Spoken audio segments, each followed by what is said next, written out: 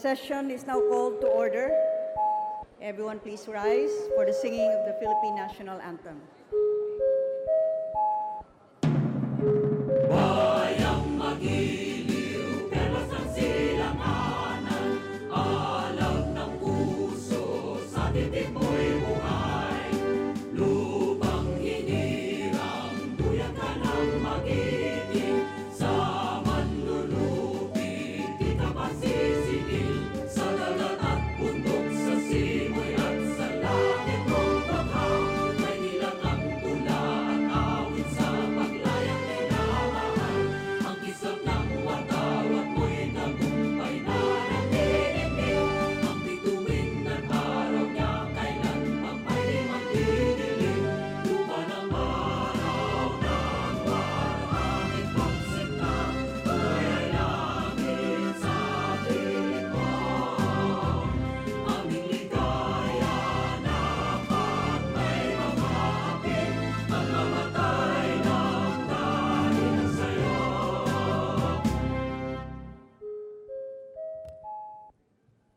Everyone please remain standing for the invocation to be led by our representative from the 2nd District of Misamis Oriental, the Honorable Juliet Uy. Let us put ourselves in the presence of the Lord Almighty. We live and continue to represent our respective and common constituents in interesting and challenging times. In Mark chapter 4, verse 22, the Lord Jesus said, "Whatever is hidden away will be brought out into the open, and whatever is covered up will be uncovered." Likewise, the Holy Father said that if there is no truth, we have no compass and do not know where to go. Governance and leadership and life in general can be rich and beautiful only if there is truth. Thus, we all pray that the Congress shall continue in pushing priority legislation in pursuit of uplifting the lives of our people and pursuing a lasting peace for the land based on the needs of the country. We all pray for continuing discernment and enlightenment as elected servants to continue working for the common good. May the Holy Spirit of wisdom, justice, and love guide us all. May Mother Mary and all the saints support us. We all do this in the name of God and our country. Amen. Amen. Majority Leader. Good afternoon, Madam Speaker. I move that we call the roll of members.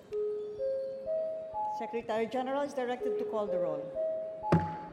Roll call of members, honorable representatives, Abad, Abaya, Abayon, Villanosa, Abu, Abueg, Atcharon, Acop, Acosta, Acosta Alba, Adiong, Adbincula, Agaraw, Agabaw, Aglipay Villar, Albano, Alcala, Alejano, Almario, Almonte, Alonte, Alvarez Franz, Alvarez Mercedes, Alvarez Pantaleon, Amante, Amatong, Andaya, Angara Castillo, Antonino, Antonio, Aquino Magsaysay, Aragones, Albizon, Arcillas, Arenas, Atienza, Aumentado, Bagao, Bagatsing, Bagilat, Banal, Barbers, Barsaga, Batawil, Batocabe, Bautista Bandigan, Belaro, Belmonte Feliciano, Belmonte Jose Christopher, Belmonte Ricardo, Benitez, Bernos, Bertiz, Biazon, Billones, Biron, Bolilia, Bondok, Bordado, Bravo Anthony, Bravo Maria Vida, Brosas, Pulot Begtang, Cagas, Calderon, Calixto Rubiano, Caminero, Campos, Canama, Cari, Casilao, Castelo, Castro Franz, Castro Fred, Catamco, Cayetano, Celeste, Serapica, Ceriles, Chavez, Chipeco, Coanco, Colliantes, Cortés, Cortuna, Casalan, Isólogo, Cuba, Quaresma, Cueva, Dalipe, Datol, Daza, De Jesus, De Venecia, De Vera, Defensor, Del Mar, Del Rosario, De los Montalia, Dimaporo Abdullah, Dimaporo Muhammad Khalid, Duabit, Durano, Di, Elago, Enverga, Erice, Rigel, Ermita Buhain, Escudero, Espina, Espino, Estrella, Eusebio, Ebardoni, Pariñas, Fernando, Ferrer Juliet, Ferrer John, Feriol, Florendo, Flores, Fortuno, Pentebella, Garbin, Garcia Gwendolyn, Garcia Jose Enrique, Garcia Albano, Garin Oscar, Garin Sharon, Gasataya, Gachalian, Heron, Go Ana Cristina, Go Mark, Gomez, Gonzaga, Gonzales Alexandria, Gonzales Aurelio Dong, Gonzales Fernando, Goriseta, Gulias, Hernandez, Herrera D, Hopper, Halos Hos, Javier, Ko, Konghun, Labad-Labad, Lacson, Lagman, Lanete, Laugan, Lazatin, Liachon, Lee, Lim Kai Chong, Lobrigat, Lopez Benher, Lopez Carlo, Lopez Manuel Lupis, Loyola, Macapagal-Arroyo, Maceda, Madrona, Malapitan, Manalo, Mangawang, Mangodadato Suharto, Mangodadati Zahid, Marcoleta, Marcos, Mariño, Marquez, Martinez, Matugas, Meliana, Mending, Mendoza, Mercado, Mirasol, Montoro, Nava, Nieto, Noel, Nograles Jericho, Nograles Carlo, Nolasco, Núñez Malañaon, Waminal, Ocampo, Olivares, Ong Edwin, Ong Henry, Ortega Pablo, Ortega Bini Nola, Pacquiao, Paduano, Palma, Pancho, Panganiban, Panotes, Papandayan, Pichay, Pimentel, Pineda, Plaza, Misias Agabas, Kimbo, Radaza, Ramirez Sato, Ramos, Elampagos, Revilla, Roa Puno, Robes, Rocamora, Rodriguez Isidro, Rodriguez Maximo, Roman, Romero, Romualdez, Romualdo, Roque Hari, Roque Rogelio, Sakdalan, Sagarbaria, Sahali, Salceda, Salimbangon, Salo, Salon, Sambar, Sandoval, Santos Recto, Sarmiento Cesar, Sarmiento Edgar Mary, Sabeliano, Sema, Chiao, Silverio, Singson, Swansing Estrelita, Swansing Horacio, Suarez, C. Alvarado, Tambunting, Tan Angelina, Tan Milagrosa, Tan Cherny, Tejada, Tebes, Tianco, Ting, Tinio, Tolentino, Treñas, Tugna, Tupas, Torabinataman, T. Umali, Unabia, Ungab, Unico, Uy Juliet, Uy Clarex, Uy Barreta, Vargas, Vasgas Alfonso, Velarde, Velasco, Velasco Catera, Veloso, Vergara, Villaferte, Villanueva, Villaresa Suarez, Villarica, Villarin, Biolago, Yap Arthur, Yap Melesio, Yap Victor, Yu, Zamora Maria Carmen, Zamora Ronaldo, Sarate, Subiri. Speakers present.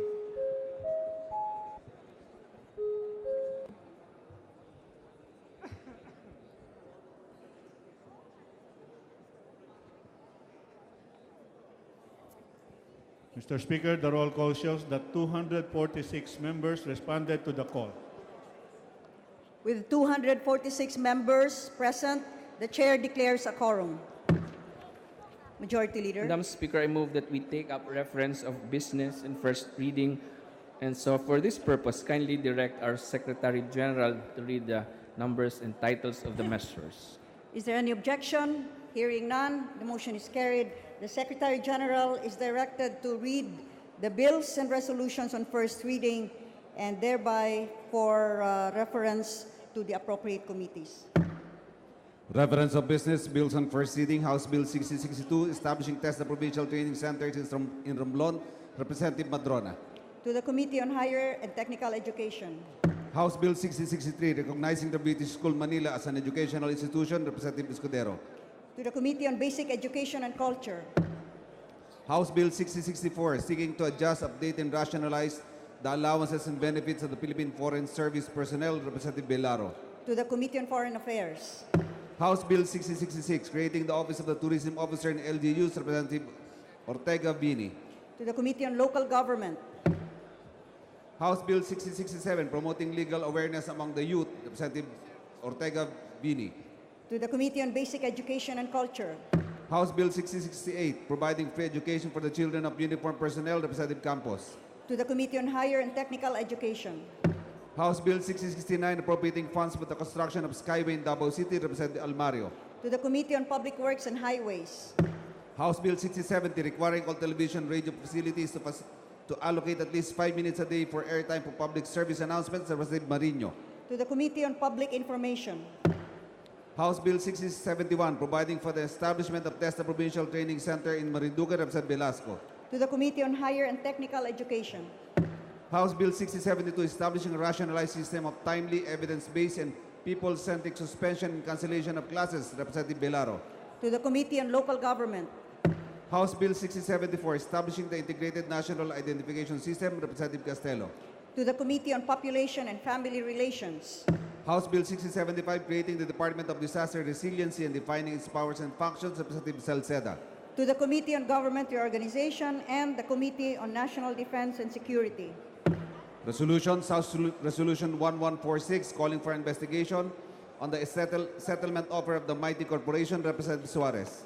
To the Committee on Rules. House Resolution 1147, direct the Committee on Rural Development to look into the positive effects of agricultural biotechnology, Representative Mangawang. To the Committee on Rules. House Resolution 1148, urging the PNP workforce to provide law degree scholarship grants, Representative Ortega Bini. To the Committee on Public Order and Safety. House Resolution 1149, direct the Committee on Rural Development to look into the positive effects of agricultural biotechnology, Representatives Badocabe, Co, and Garbin. To the Committee on Rules. House Resolution 1150, expressing warmest felicitations and congratulations to the Iglesia ni Cristo, Representative Olivares. To the Committee on Rules. House Resolution 1151, urging the Committee on Transportation to inquire into the appropriate regulatory framework, Representative Sarmiento, Edgar Mary. To the Committee on Rules. Communications, letter dated June 19 of Attorney Usmin P. Jamel, Director for COA. To the Committee on Appropriations. Letter dated June 21 of Catalino S. Uy, OIC, DILG. To the Committee on Appropriations. Letter dated June 22 of Telma Estimbol, State Auditor, COA. To the Committee on Appropriations. Letter dated June 30 of Mary Grace D. Reyes, State Auditor, COA. To the Committee on Appropriations. Letter dated July 3 of Madonna S. Atencion, State Auditor, COA. To the Committee on Appropriations. Letter dated July 4 of Michael G. Aguinaldo, Chairperson, COA. To the Committee on Appropriations. Letter dated July 6 of Michael G. Aguinaldo, Chairperson, COA. To the Committee on Appropriations. Letter dated July 13 of Joyce E. Martir, State Auditor, COA. To the Committee on Appropriations. Letters dated July 20 of Roger E. Dino, Deputy Director, BSP. To the Committee on Banks and Financial Intermediaries. Letter dated June 21 of Michael G. Aguinaldo, Chairperson, COA. To the Committee on Appropriations. Committee report, report number 332 on House Bill number 6084. To the Committee on Rules. Majority Leader.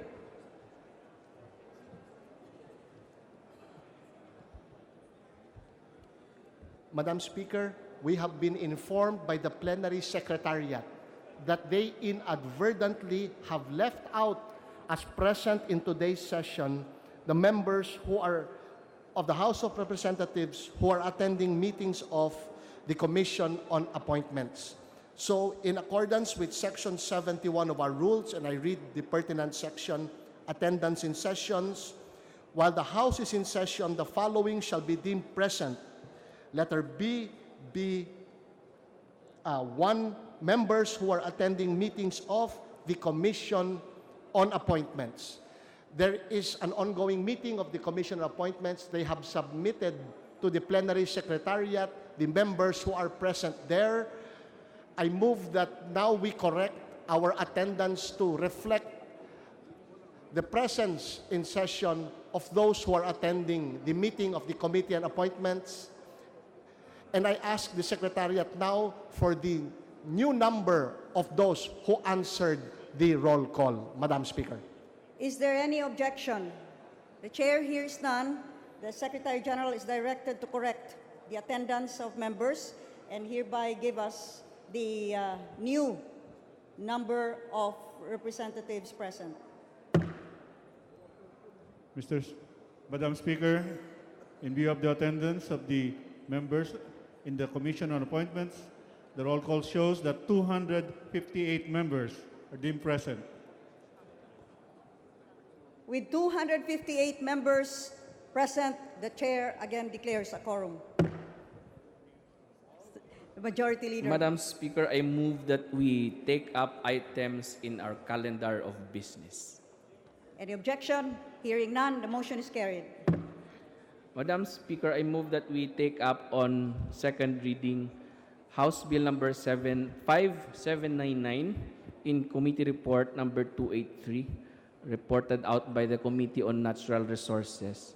And please direct our Secretary General to read the title of the measure. Is there any objection? Chair hears none. The Secretary General is directed to read the title of the bill.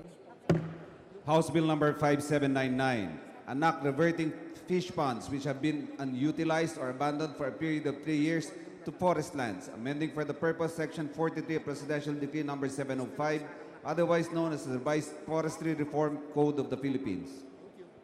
Majority Leader. Madam Speaker, I move that we open the period of sponsorship and debate.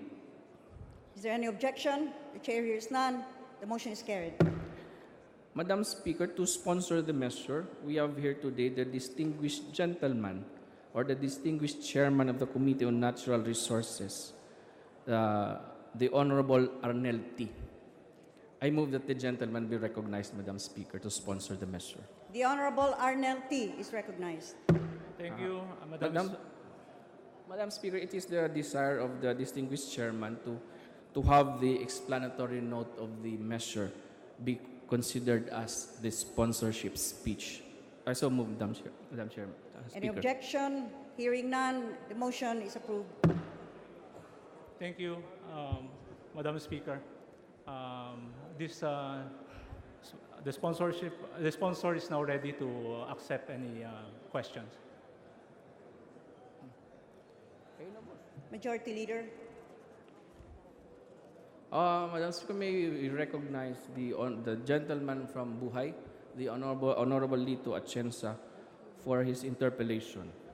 The gentleman from Buhay Party List, the Honorable Lito Atienza, is recognized.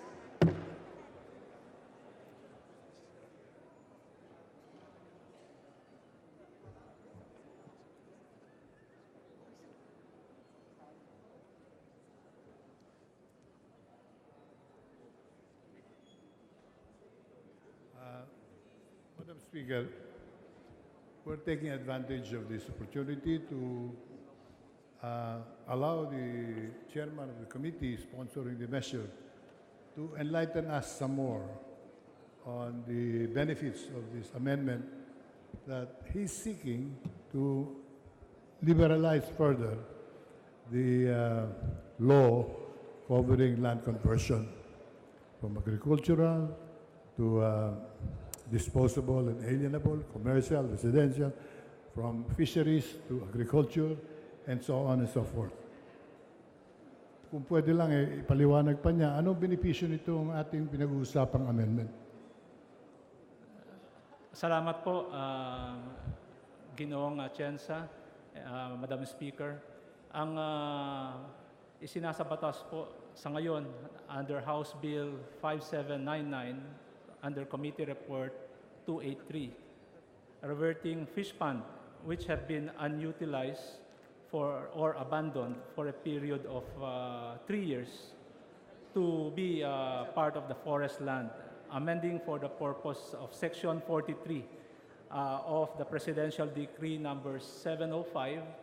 Ang amin lang pong gusto pong baguhin ay ito pong under sa Section 43 sapagkat under the paragraph 3 of Section 43 ay kailangan pa hong maghintay ng 5 taon bago po ito ibalik sa forest land or mangrove Dahil sapagkat pagka ito po ay nabigyan po ng award ng Fishpond lease agreement, ang isa pong nag-apply at kung ito po ay napabayaan at hindi na po ginagamit, ay kailangan pa ho natin maghintay ng 5 taon upang ito po ay maibalik sa Department of Environment and Natural Resources, sapagkat habang ito po ay isang fish pond, ito po ay nasa fisheries.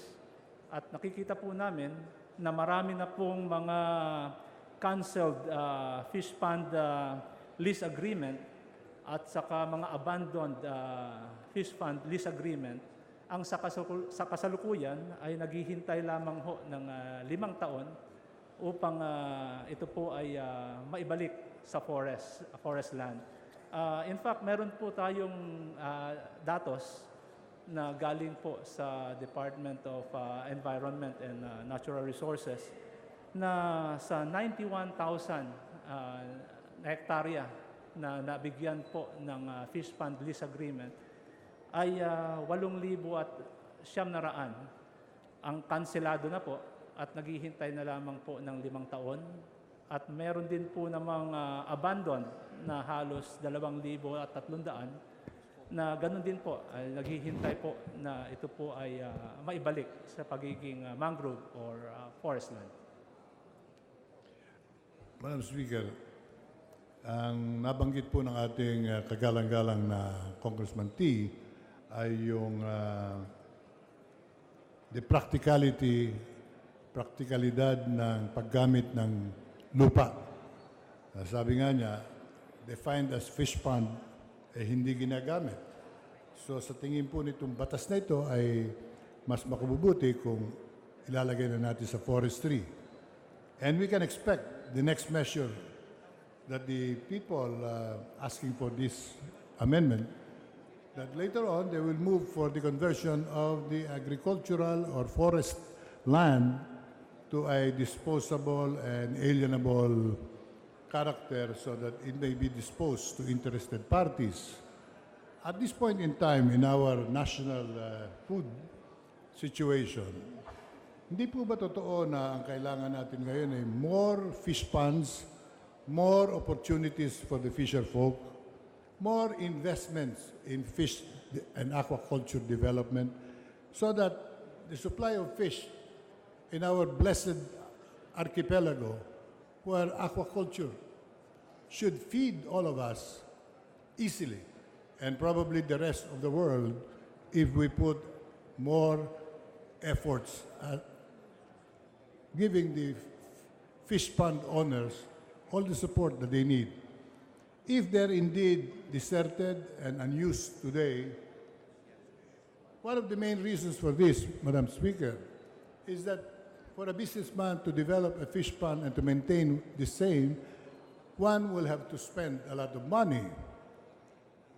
But if you just occupy a portion of any water body, like Laguna de Bay, like Bulacan River, like Pampanga River, like Lake Lanao, Lake Cebu, Taal Lake, Sampaloc Lake, and all the other water bodies in the country are now appropriated by these unscrupulous businessmen to be their fish pond rather than develop their own fish pond as they earlier engaged in.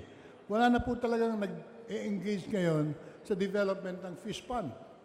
Dahil pwede po naman bakuran ninyo yung karagatan, yung lawa, yung ilog, yung sapa, at angkinin yung bahaging yon, bakit naman po tayo gagastos pa nga naman sa fish pond development?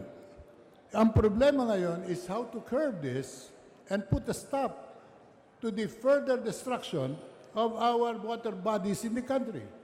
One of the wealth of the nation today would be our water bodies. We're blessed with so much of this.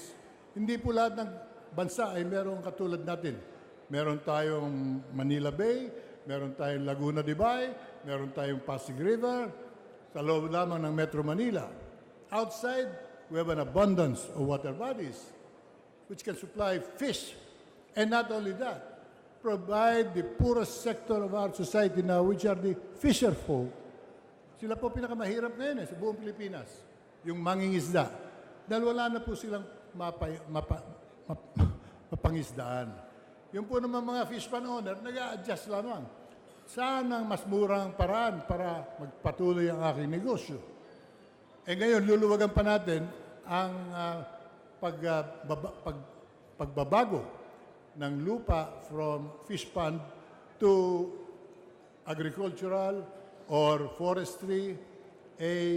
Hindi po ba yun nagbibigay daan sa isang malaking pagkakamali na nagaganap po ngayon sa ating bansa?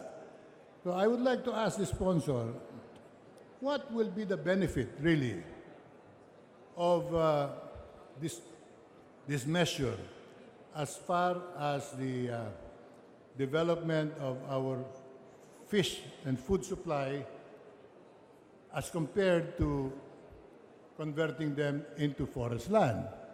And my second question would be, would the forest land be convertible later on to residential, commercial, and other use, and changing the character of the forest land to that of a commercial property?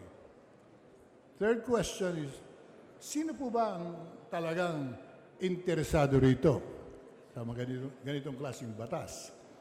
Ang akin pong agam-agam, ang interesado rito ay yung mga nagtayo na ng hotel sa mga swampland, swamp areas, dati-rati fish pond, ngayon po ay tinayuan na ng building, hotel, restaurants, marami pong ganyan. Sa Boracay, in particular, nawala po yung 7 swamp areas dun.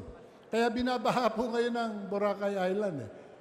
Ngayon, baha po ron sa main avenue ron. Bakit?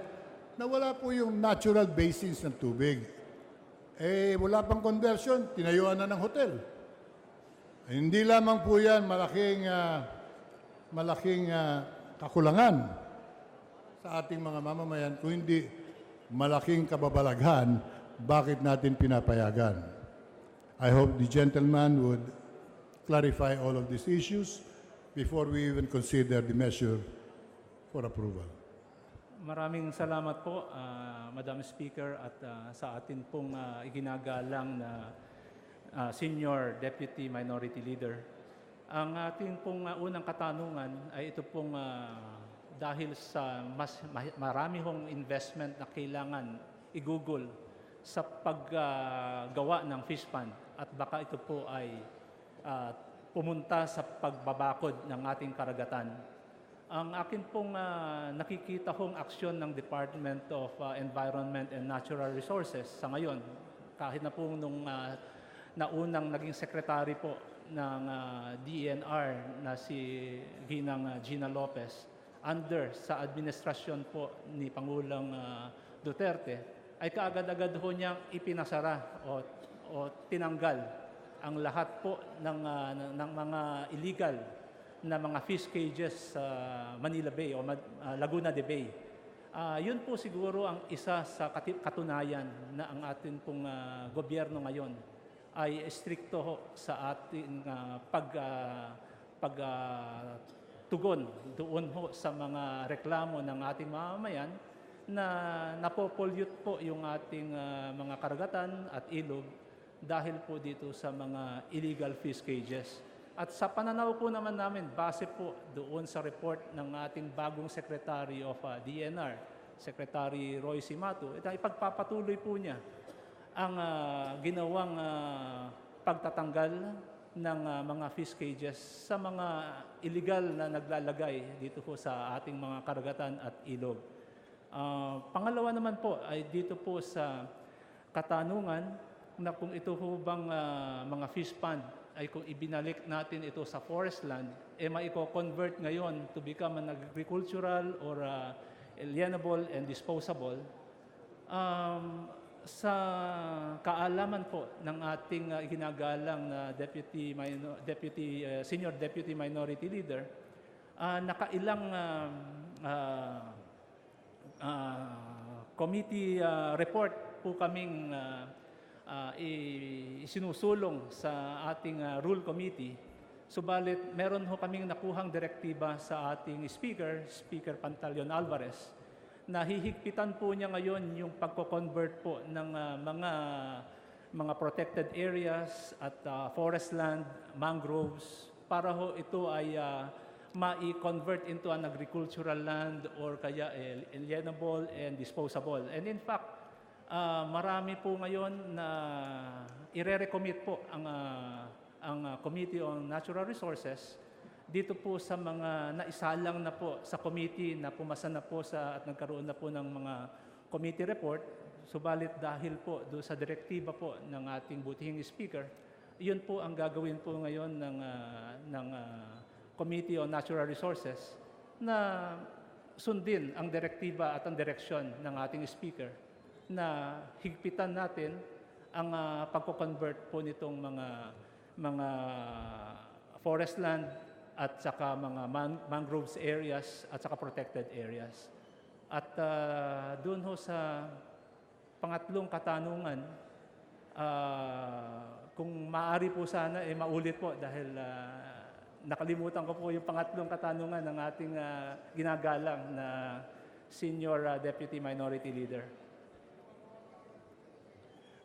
Madam Speaker, we commend the Speaker for reacting to the problem growing in the country today, that conversion of land is one of the biggest anomalous malpractice which guarantees that our land, public domain, portions of land in the country, will only benefit the enterprising, the bright, the rich, and depriving the poor an opportunity at an equal utilization and benefits from our abundant natural wealth. Ang lupa ay pinaka-importante po sa lahat. We know that. At yan po naman ay naklasify na ng mga nakaraang administrasyon.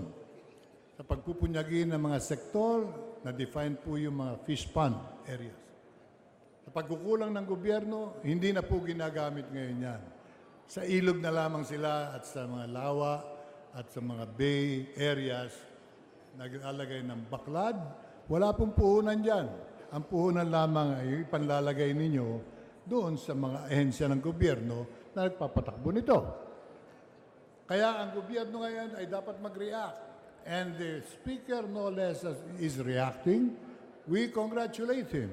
It shows sensitivity, common sense, and practicality in putting a stop to any conversion at this point. But anyway, the good gentleman, I'm sure, labored in crafting this proposed bill before he attempted presenting it to us. Allow me just to put on a guarantee that this measure will not open the floodgates of the sectors that I have mentioned. Those who have illegally constructed hotels in swamplands defined as Fishpond. Those who have already applied for these parcels of land even before we even discussed it in this Congress. Those who are poised to apply the moment we act on this piece of legislation. Before anyone can act, that parcel of land, 91,000 hectares, will immediately be made available for any enterprising Filipino who has an eye for land development. Kaya nasa atin po pag-iingat, and I hope the gentleman realizes the gravity of the impact, the destructive impact, the social impact of this piece of law, which looks very innocent. In fact, it could even look to be beneficial for the poor. Again, the poor will be exploited and utilized as the buffer for an evil design, because the real purpose is to be able to own the land and not to distribute it to the poor. Kaya ang aking pong hihingi sa kanya, in the period of amendments, pwede po ba ilagay natin na wag niyong paikliin yung period wherein it should be contested. It can be contested by any party. The law says it's 6 weeks of publication. The law says you have to publish it in 2 national periodicals and 2 Spanish newspapers. Yung Spanish newspapers, palagay ko, dapat baguhin natin yon. I agree with that. Bakit? Hindi naman po tayo nagsasalita na ngayon ng Spanish.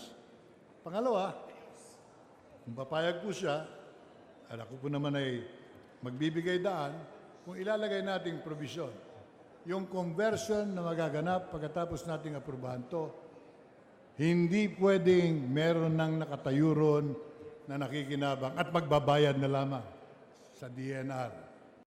Ito pong racket na ito, matagal na pong ginagawa ito. Pinilit ko pong labanan ito pero hindi kami nagtagumpay sapagkat maikli yung ating panunungkulan. Kaya ngayon sa kongreso ito, ako'y tumatayo sa depensa ng ating lupain na hindi ito magamit ng ilan lang, kundi ng buong sambayan ng Pilipino. Ngayon, kung mag-iikot po kayo sa ating kapuluan, take a bunker ride or a yacht, go around the islands, point to the most beautiful spots that you will encounter. And sasabihin sa inyo ng bankero, hindi na po available yan dahil pag-aari po yan ni ganito. Ilang pangalan lang naririnig mo? Ito pag-aari na ni ganon, pag-aari na ni ganon. Ito iluluwagan pa natin, talagang pag-aari na lang ng ilang tao na nagdadala sa ating mga kababayan mamundok at sumama sa NPA, nawawalan sila ng pag-asa sa batas. So if the gentleman will agree that this conversion will not be made available, this converted land will not be made available, alienable, and disposable thereafter, then we will see the nobility of the purpose of the measure. If we are quiet on that, then we will also conclude that there are interested parties here who will benefit from the law that we will be passing innocently. Alam ko marami sa atin mag-aaproba by ayes and nays. And later on, we'll be approving this on third reading, and some people will be celebrating and toasting champagne because they will be able to acquire the land which they are already enjoying at the moment. But Congress, bless these people. Congress legalized our illegal action. Papayag po ba kayo na ilagay natin, hindi pwedeng i-dispose itong mga parselang ito after the conversion? Madam Speaker, Ginoong Atienza, your wisdom po na i-share po sa amin being a former secretary of DNR ay napakalaking tulong at nakakapagbigay po sa amin ng idea dito po sa mga ginagawa ho nating batas. Subalit, meron po tayong batas, the Commonwealth Act of Commonwealth Act 141, na nagsasaad din ho kasi na may pagkakataon at paraan upang ma-convert po ang isang protected land, forest land, mangroves areas. Hindi naman ho practically ito pong mga mangroves area, kundi yun pong mga dry lands na kung minsan po during nung itong batas ng Commonwealth Act 141 or even during the passage of 1991 ng NIPAS Law, marami pong mga lugar na wholesale ho nung ito ay ginawang protected areas na sa ngayon ay meron na hong mga komunidad na nakatira. Pero makakatsak po kayo na ang pagbabago po ng kategorya ng lupa ay hihigpitan, lalong-lalo na po sa administrasyon po ni President Duterte at ng ating ginagalang na Speaker, Pantaleon Alvarez. Dahil dito ho naman ay makikita po ninyo na kahit na ito po ay may committee report na, hindi ho lulusot ito sa Rules Committee at kayo po ay nandoon sa bawat meeting natin sa Rules Committee at ni minsan wala hong nakalusot na mga parcel of land that want to be converted to agricultural or disposable due to the directives of our speaker. And dahil po dyan, tayo naman po bilang chairman po ng Committee on Natural Resources ay sumusunod po doon. And in fact, yun po yung dahilan kung bakit ire-recommit na po namin lahat sa committee ang lahat po ng naaprubahan namin sa committee na nagkaroon ng mga committee reports, as long as ito pong mga lupang ito ay i-convert into a disposable agricultural land. At pag uulitin po namin at hihigpitan ang mga proseso ng pagtigim sa mga lupang ito. At lahat naman po yan, makakatsak po kayo na hindi po ito maiko-convert ng dahil wala hong pangangailangan ng community. Dahil sabi nga nila, in the end, it is the people that will benefit kung ano man po ang ipapasa po ng ating Kongreso. At maliban po naman doon, kahit na po pumasa dito sa ating sa Kongreso yan, dadaan pa ho yan ng Senado at ang pinaka huli po ay ang perma po ng ating Pangulo. At kadalasan naman po, ito po yung nangyayari sa mga maraming pagkakataon, even during the time of the previous administration, na marami pong binibito ang ating presidente pagdating ho sa mga ganitong pagko-convert po ng lupa. Madam Speaker. Madam Speaker, I will reiterate my question. If the gentleman would be willing to put a control in this measure, that after we convert the swampland, the fish pond, into something else, it will not be declared alienable and disposable. So therefore, there will be no private beneficiary of this measure. Because if we do not control it in that manner, as I expressed myself earlier, like the old manners of making so much money out of our national patrimony, ganun din po mangyayari dito. Imagine, swampland, hindi po talaga ginagamit dahil may nakatayo ng hotel Mangrove areas. Wala na rin pong gamit dahil inubos po yung mangrove doon. Kaya po binigyan ng 5-year gestation yan para kumapalang mangrove. Dahil kailangan po natin ng mangrove. Yan po ang natural na proteksyon ng ating kapuluan from climate change disasters. Hindi tayo tatamaan kailanman ng anumang tidal wave or storm surges if the mangroves were still around. Sad to say that the nation, the islands, today have already lost about 95% of our mangrove areas. Napunta na po yan sa negosyo. Naibenta na po yan sa Japan. Ngayon lamang binubuo ng gobyerno ito. Aalisin pa natin yung definition ng area, babalik po tayo sa panganib at banta sa buhay ng Pilipino na yung mga mahihirap na mangingisda, wala na pong makain, ay exposed pa sa panganib ng tidal wave and storm surges. So, I will insist on that piece of amendment in the proper time that we put a stop to all of this. And if the gentleman is similarly intentioned as this representation, it should be no problem. That after converting 91,000 hectares, it cannot be declared disposable. It will form part of the national forest land. Tatamnan natin ang puno yan, pakinabang po ng bansa at hindi ng negosyo. Kung papayag po siya, I will definitely support the measure. Kung hindi po siya papayag, ay kukontrahin ko po ito. Hindi lang ngayon, kukontrahin ko po ito sa loob at labas ng Kongreso para ipaliwanag. Tuloy na naman ang ligaya ng mga mangungulimbat ng lupa ng Pilipinas. Papayag po ba siya na magkaroon tayo ng ganong klaseng kolatilya o hindi? Madam Speaker, Ginoong Atienza, Under the House Bill 5799, pumapayag po ang representanteng ito doon po sa suggestion po ninyo sapagkat ito po talaga ang intention po ng House Bill 5799 na ang mga abandoned fish pond is to be converted into forest land. Yan naman po ang intention po ng batas na ito. Ang atin pong ang tinutukoy po marahil ng atin hong ginagalang na Senior Deputy Minority Leader ay yun pong Commonwealth Act of 141.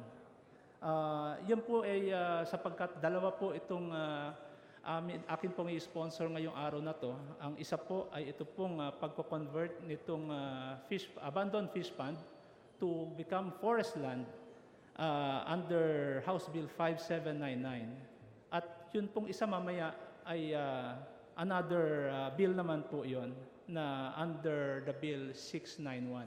So dito po sa 5799, ako po'y sumasang-ayon sa iginagalang nating Senior Deputy Minority Leader na ito po'y proteksyonan from being abandoned fish pond to be converted into a forest land at tatamnan po ito ng mga punong kahoy. Madam Speaker. I will repeat what I have said. Many fish ponds today are unutilized for the purpose of fish development. Simply because businessmen have already put up hotels, motels, and other business ventures over swamplands. A good example of this is Palawan, Boracay, and all the other beautiful islands of the nation na may nakatayo na rin sa swamp land na dati proteksyon natin sa baha. Eh dahil po tinayo ng hotel, nagkapatayan po rin recently. Dahil nga sa hindi makapayag yung mga kumukontra na nawala na yung swampland nila at meron na ngayong hotel. With this measure, without the clause that I am trying to inject into, malilegalize po lahat ito. At ano mangyayari po sa atin? We are now legalizing an act depriving not only this generation, but future generations of the benefits of swamplands and fish ponds and other areas which have already been defined as such. Ang tinutukoy po ng ating kagalang-galang na sponsor ay mga batas na umiiral na. Tama po yun. Ang hamon sa atin ngayon, paano natin babaguhin ang batas para palakasin ang ating karapatan sa lupa ng ating bansa. Pagka binago natin para luwagan, hindi po maganda ibubunga yan. So I hope the gentleman will join me in our common stand, if ever, that it will not be given to private ownership, but instead of that, it's the common Filipino, the poor fisher folk, the poor Filipino will finally benefit out of land conversion. Sasamahan po ba ninyo kami or patuloy tayong magdidebate? Sapagkat hindi ko po masasang-ayunan yung open-ended na wala pong limitasyon ang ownership ng binabago nating batas.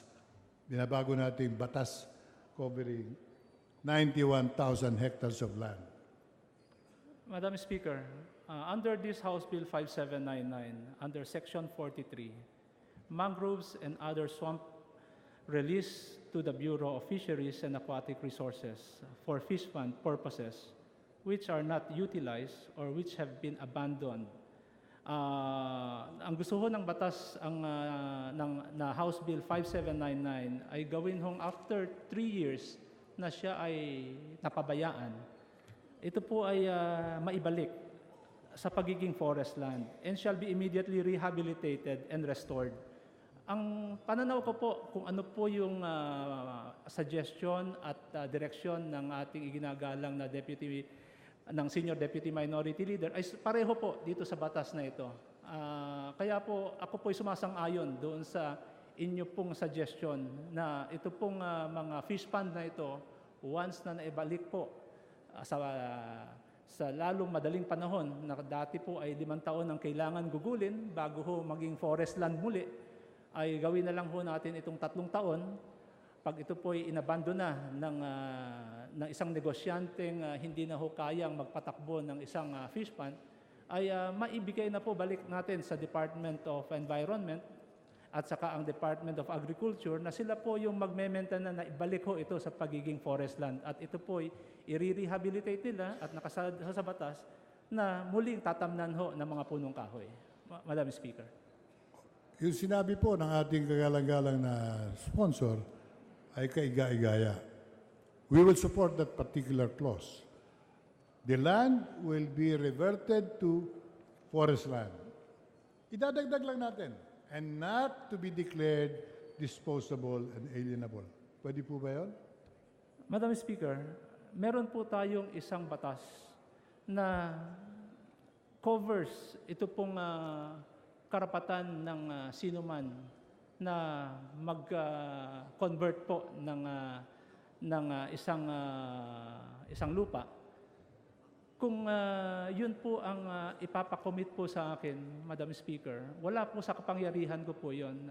Ito po ay kailangan muling isalang sa panibagong batas. Ang atin lang po namang ina-amend sa ngayon ay isang simpleng section, which is Section 43 of a Presidential Decree 705, na gusto lang ho nating mapabilis ang pagre-rehabilitate ng mga inabandon ng fish pond. Madam Speaker.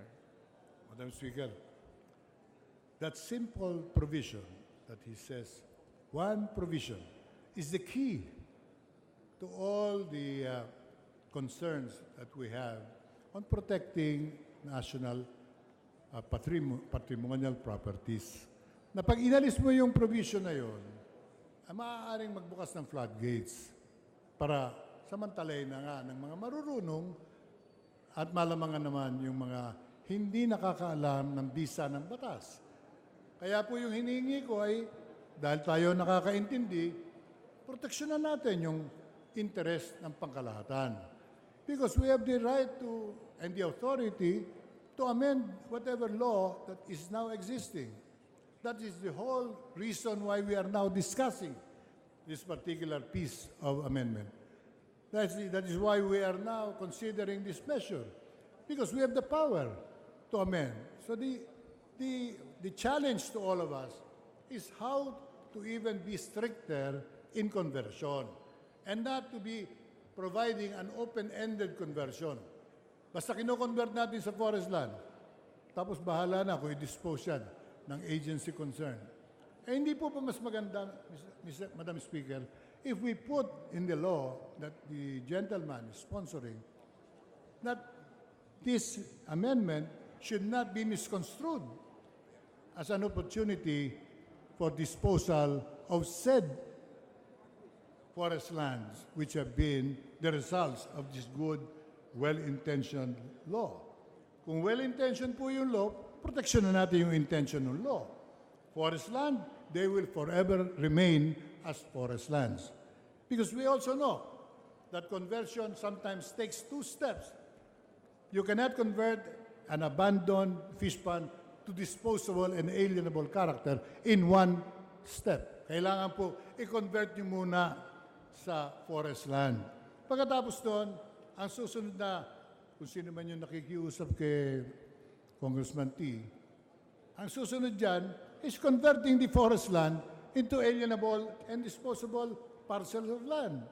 Yun ang binibigay ko sa inyong impormasyon na pag-ingatan natin dahil magagamit ang Kongreso, magagamit ang batas sa kapakinabangan ng iilan. And again, we will be stating in the future that no, the law as amended by Congressman T and his committee was well-intentioned, but somebody else took advantage of whatever is kept open. We are trying to put a stop to all of that. We are trying to put a closure on conversion. This conversion will remain as a conversion of abandoned fish ponds and mangrove areas into forest land. Maganda po yun. Dagdag lang natin na hindi na po ito pwedeng ibenta kanino pa man. I don't see any reason why the gentleman and the chairman will not join me in that particular guarantee because it is going to be good for him, good for his committee, and a credit to this Congress. And of course, the direction that the Speaker also wants us to take. Be very prudent in converting land, the character of lands today, because there are already very big discrepancies on land ownership owned by certain individuals and corporations before the common Filipino even gains anything from it. Pag nagbukas ng highway, lahat po ng bundok na yon, dinaan ng highway, pag-aari na po ng isang malaking land developer. Yan po naman ay hindi guni-guni. I can cite to you concrete examples of all of this. Advantageous exploitation of power, and I would even say greed, because sobra-sobra na po ang pera nitong mga taong ito, eh sila pa nakakaisip ng land conversion. So I urge and I beg the gentleman, join me in that particular provision of limitation. This conversion does not mean, or this allows, the sale of any parcel or any piece of this 91,000 hectares of affected lands to anybody. Anyone. Hindi po pwede pong pumiraso dyan, hindi pwedeng magpagsamantalaan yan. Yan po'y mananatili ngayong forest land. Para patunayan natin to all and future generations that this piece of legislation is a credit to Congressman T, this Congress, and to the Filipino nation who remain vigilant on their rights. Madam Speaker, as much as I want to, but under Presidential Decree 705, there are Section 1 to Section 91. What we are just amending is Section 43. And there are other sections that answers to the questions of the gentleman from Buhay Party List. And if we will look into the Section 43, there is a sentence there that all Fishpond abandoned shall be maintained back to forest land and shall not be alienated. I hope that sentence or that sentence can suffice. May I ask for 1 minute break, suspension? I'd like Session to see the suspended. provision that is Session putting on suspended. record.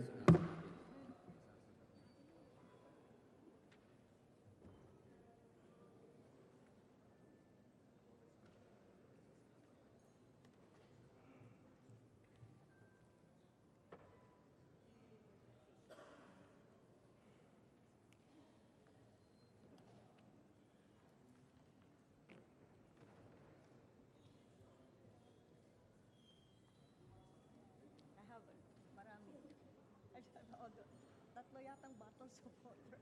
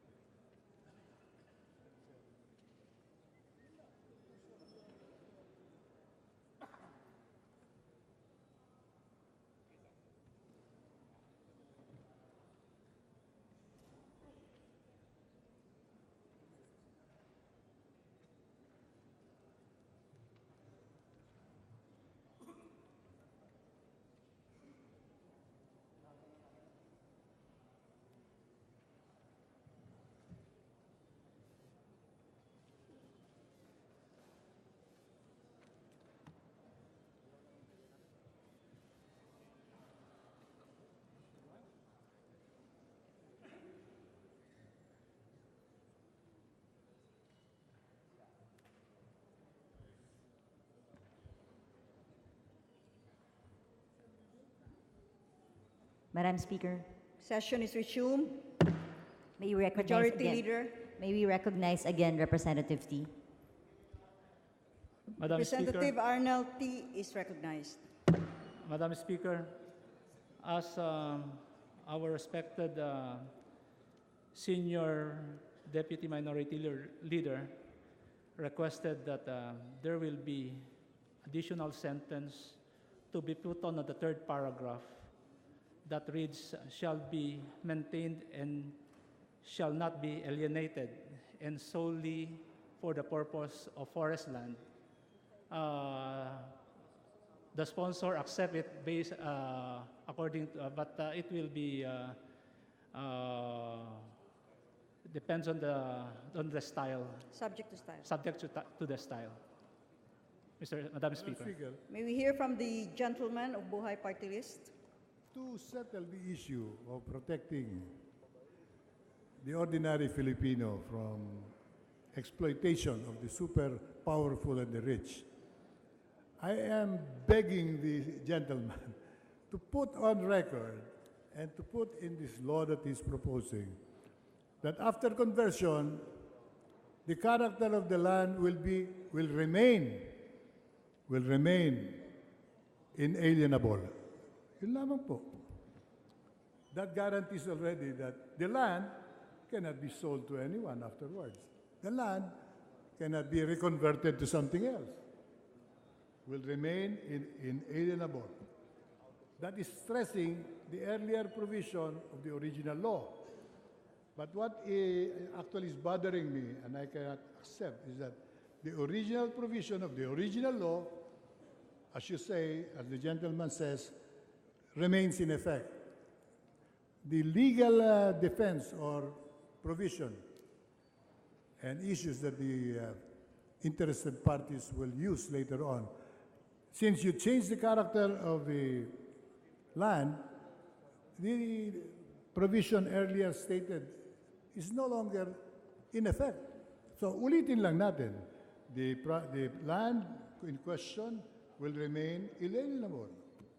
Para bang reiterating the obvious, but anticipating na pwede nila talagang gamitin na naman yung where there is no clarity, sasabihin nila, the law can be interpreted in any which way. The proof of the pudding is in the eating. If we want to really help the national economy and the rights of every Filipino, there should be no issue. I appeal to the gentleman to agree to put that clause that this conversion remains, does not change the character of the land, remains inalienable. Representative Arnel T. will please Madam respond. Speaker, again, like what is indicated in Section 43, it's already been indicated that it shall be maintained and shall not be alienated. So I'm afraid that if I continue to agree to put another words on it, then it might have a different, or it will contradict other sections of this bill.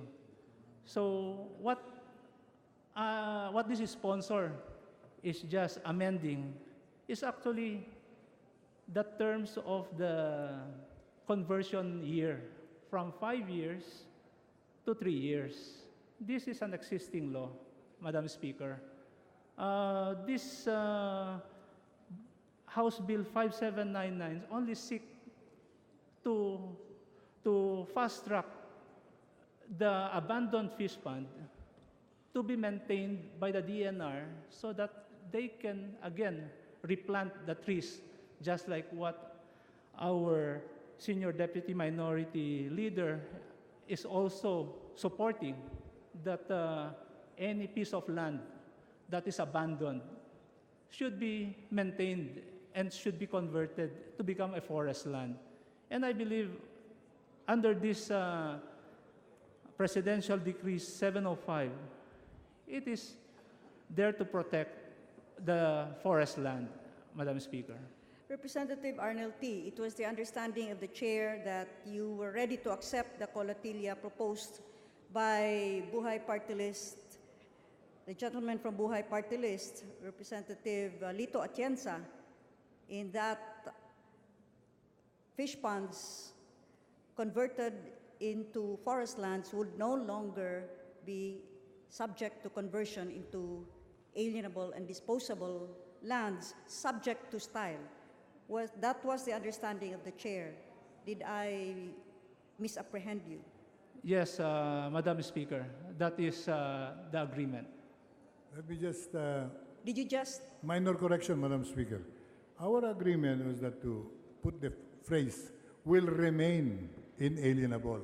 Kasi sabi nga niya, inalienable naman yan eh. Okay, uulitin na lang natin. Even with the change of character and definition of the land, it will remain inalienable. Pwede na Yes. po ba yun? that is clarified that such fish ponds converted to forest lands will remain inalienable? Yes, It was Madam the Speaker. understanding of the chair that the honorable sponsor was willing to accept this colatilia. I accept, Madam Speaker, because it's already also indicated in this section 43. I totally accept. With that, the gentleman Madam from Speaker, Buhay. I congratulate the gentleman for seeing the broader views of this issue of conversion. It is not as simple as that. It is not as simple as helping the poor. We want to convert it because we want the poor to benefit. Instead of fast-tracking development, it is fast-tracking graft and corruption.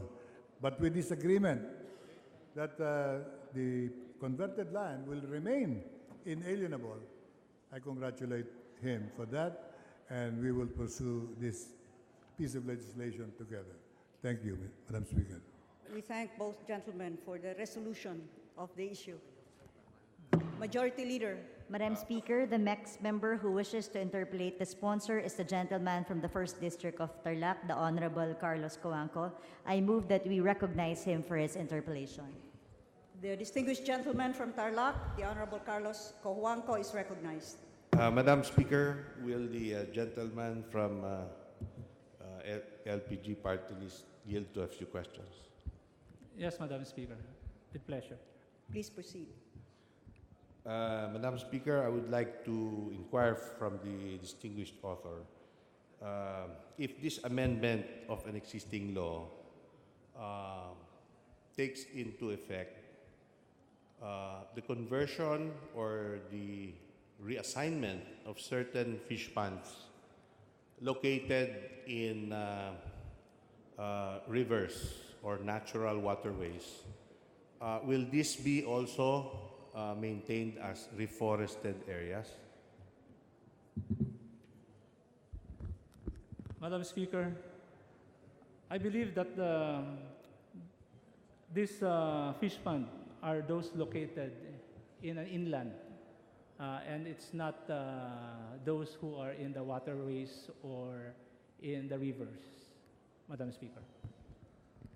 Okay, so how will this bill or this law, once it's enacted, go about identifying which fish ponds will revert back to forest land and which fish ponds can continue as fish ponds or will be removed because they are located in not ideal areas which affect our waterways?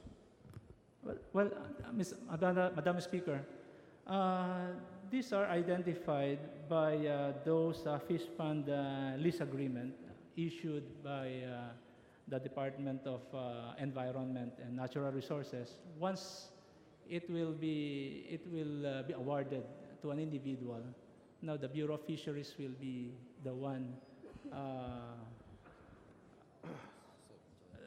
to set the monitoring will be set by the Department of Environment and Bureau of Fisheries. Now, once this fish fund violates some of the lease agreement, like abandonment, or it's been canceled by the Bureau of Fisheries, then the awardee has a 5 years to fix the problem.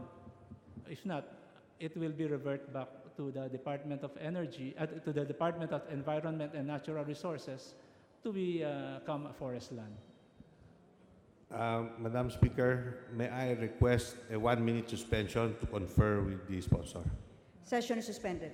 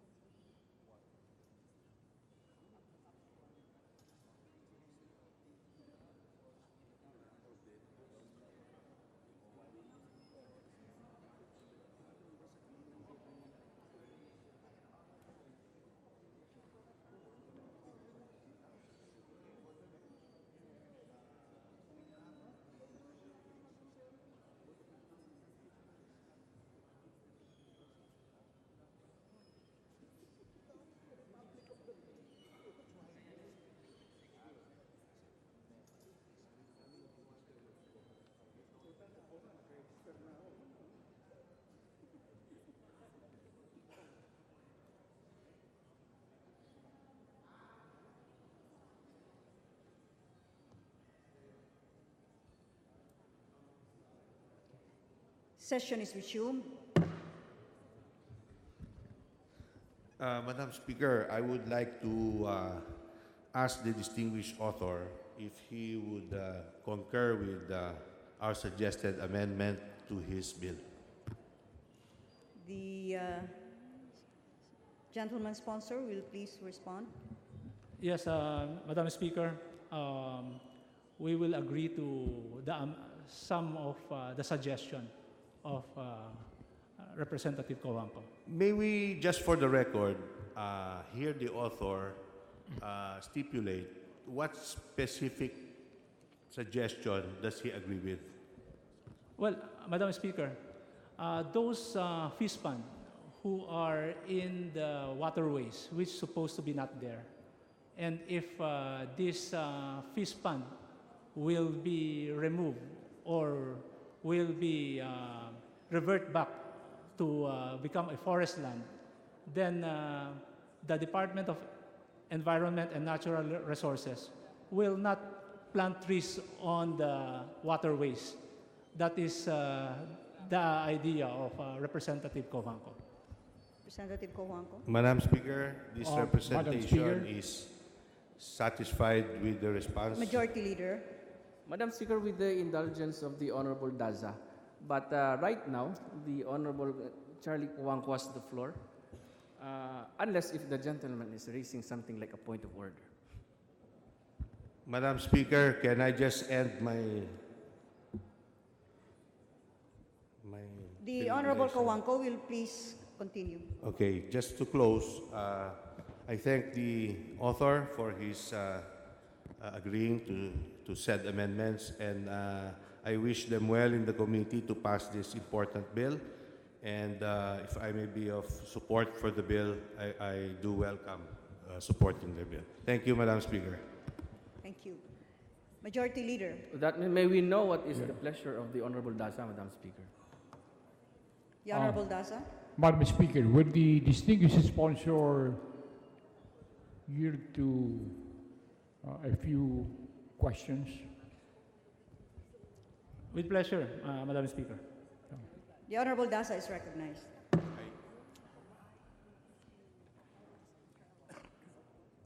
in our province, Northern Samar,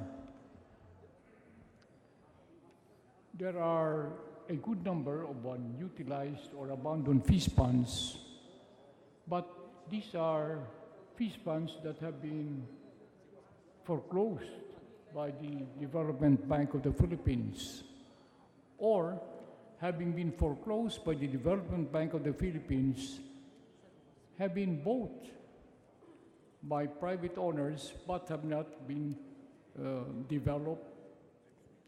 How will this bill treat such fish ponds?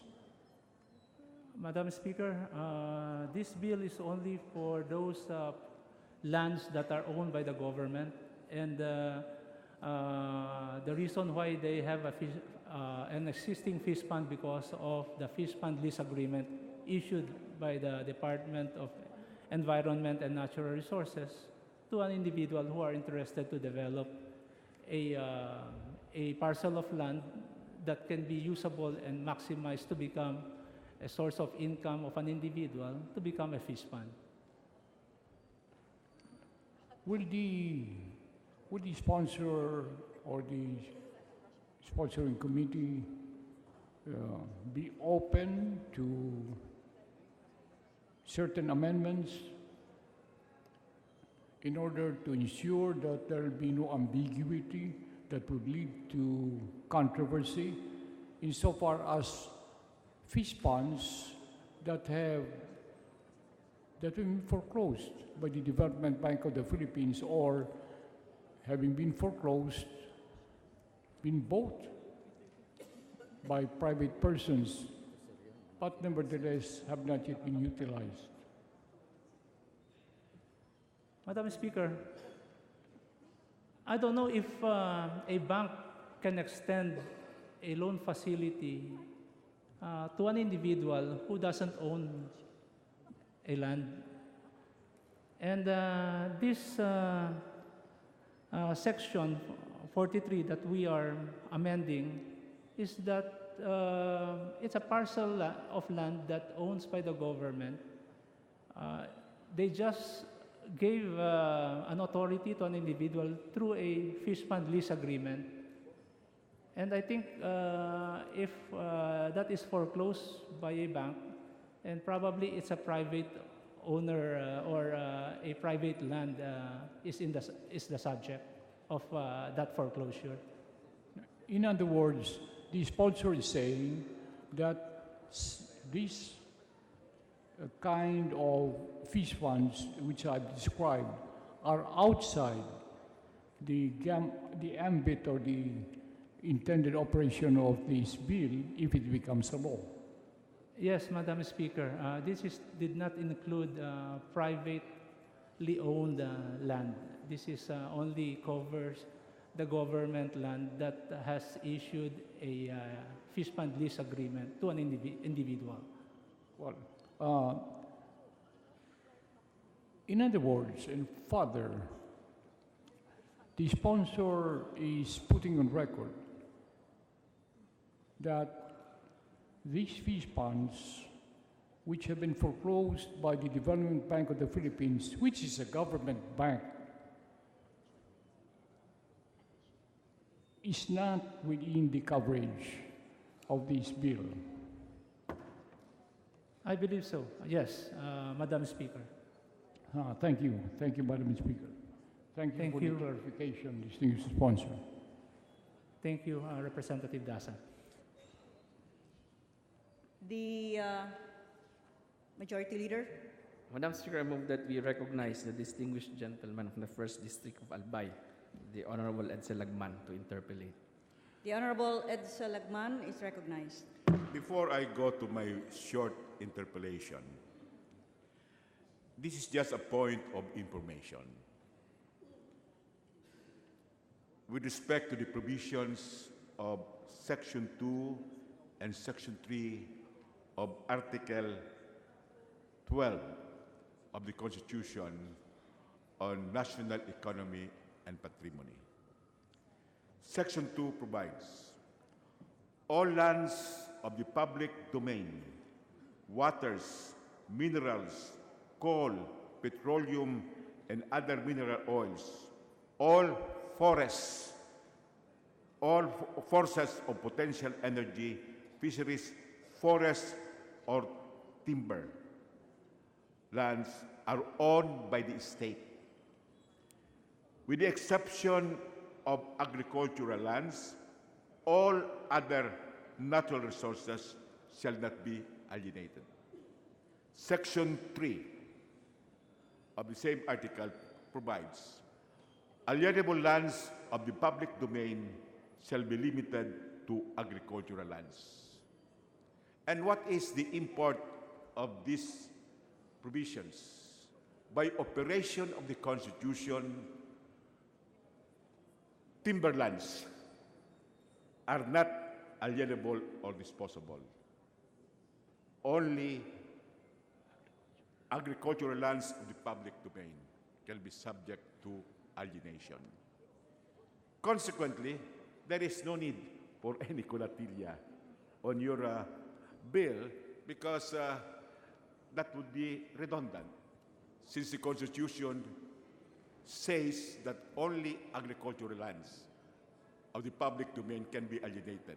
Once a fish pond, which is abandoned or unutilized, is reverted to a forest land, it remains a forest land and it cannot be alienated according to the Constitution.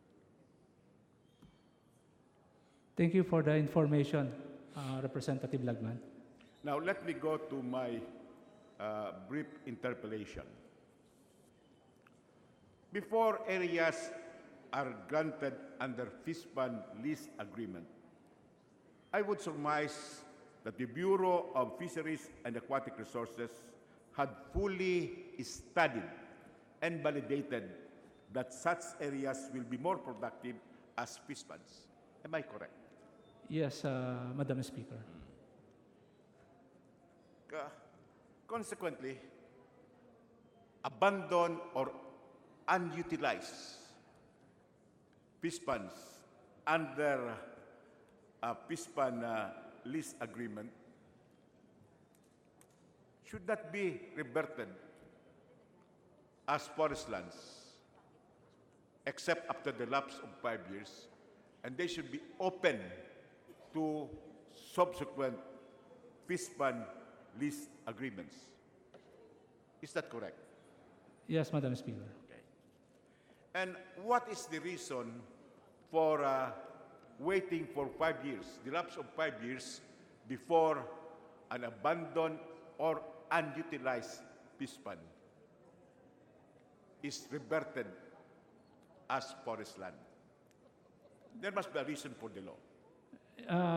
Madam Speaker, that's precisely the House Bill 5799 is want to do, because under the Section 43, it needs 5 years before an abandoned fish pond can be reverted to become forest land. That is why the sponsor and the author of this bill is requesting or is moving for 3 years after abandoning the fish pond to convert it into a back to the forest land.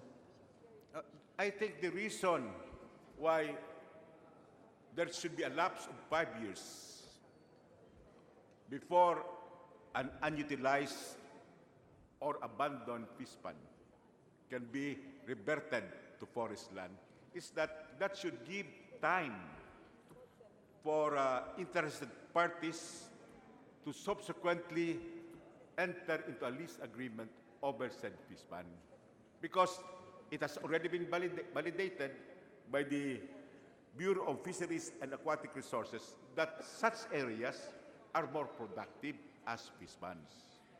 It is only after 5 years, when there are no takers, that the reversion can be made. Is that correct? Yes, Madam Speaker, but the issue is that based on those fish ponds that are abandoned, out of the 91,000, it's around 2,300 was abandoned. But the purpose of this bill is because when we look at the data, there are more areas that are awarded for a fish pond lease agreement, which is around 9,000 hectares, that are canceled due to violations committed or abandonment or those awarded by this fish pond lease agreement who doesn't pay the share of the government. That is the reason why they cancel it. And the reason for shortening the 5 years to 3 years so that we can easily maintain the fish pond back to forest land. Well, it is precisely, Madam Speaker, that there is a 5-year lapse so that these areas which have been validated as more productive as fish ponds should be made available for subsequent fish pond lease agreements. So I don't think there is any need to reduce the 5 years to 3 years. Let me go to my last question. What is the beneficial effect of the reversion to forest lands of fish ponds which have been unutilized or abandoned for a period of 5 years, which were previously covered by fish pond lease agreement? Madam Speaker, as the explanation of the Department of Environment and Natural Resources is that so that they can maintain and again transform the abandoned fish pond to become a forest land, because while it is under the fish pond, while it is a fish pond, it is under the Bureau of Fisheries, under the DA. And that is the intention of the Department of Environment and Natural Resources, that they want to develop it again to become a forest land, because originally it is a forest land when they awarded it to an individual who will use it as a fish pond. Madam Speaker. Madam Speaker, I think that since these abandoned fish ponds or unutilized fish ponds under fish pond lease agreement have already been validated as more productive to be used as fish ponds, then I would suppose that there is no overriding reason to have the conversion even after 3 or 5 years. Thank you, Madam Speaker, for this opportunity to express these views. And let me again reiterate that by operation of law, forest lands cannot be alienated. Thank you, Congressman Lagman. Thank you, Representative Lagman. Majority Leader. Madam Speaker, I move that we close the period of sponsorship and debate. Is there any objection? The chair hears none. The motion is approved. Madam Speaker, I move that we open the period of committee amendments. Any objections? Hearing none, the motion is approved. There being no committee amendments, Madam Speaker, I move that we close the period of committee amendments. Any objections? The chair hears none. The motion is approved. Madam Speaker, I move that we open the period of individual amendments.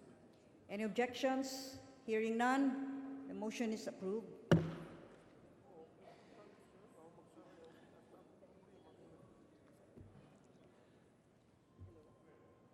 There being no individual amendments, Madam Speaker, I move that we close the period of individual amendments.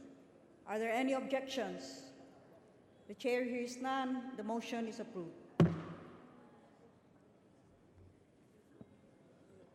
Madam Speaker, I move that we approve on second reading House Bill number 5799.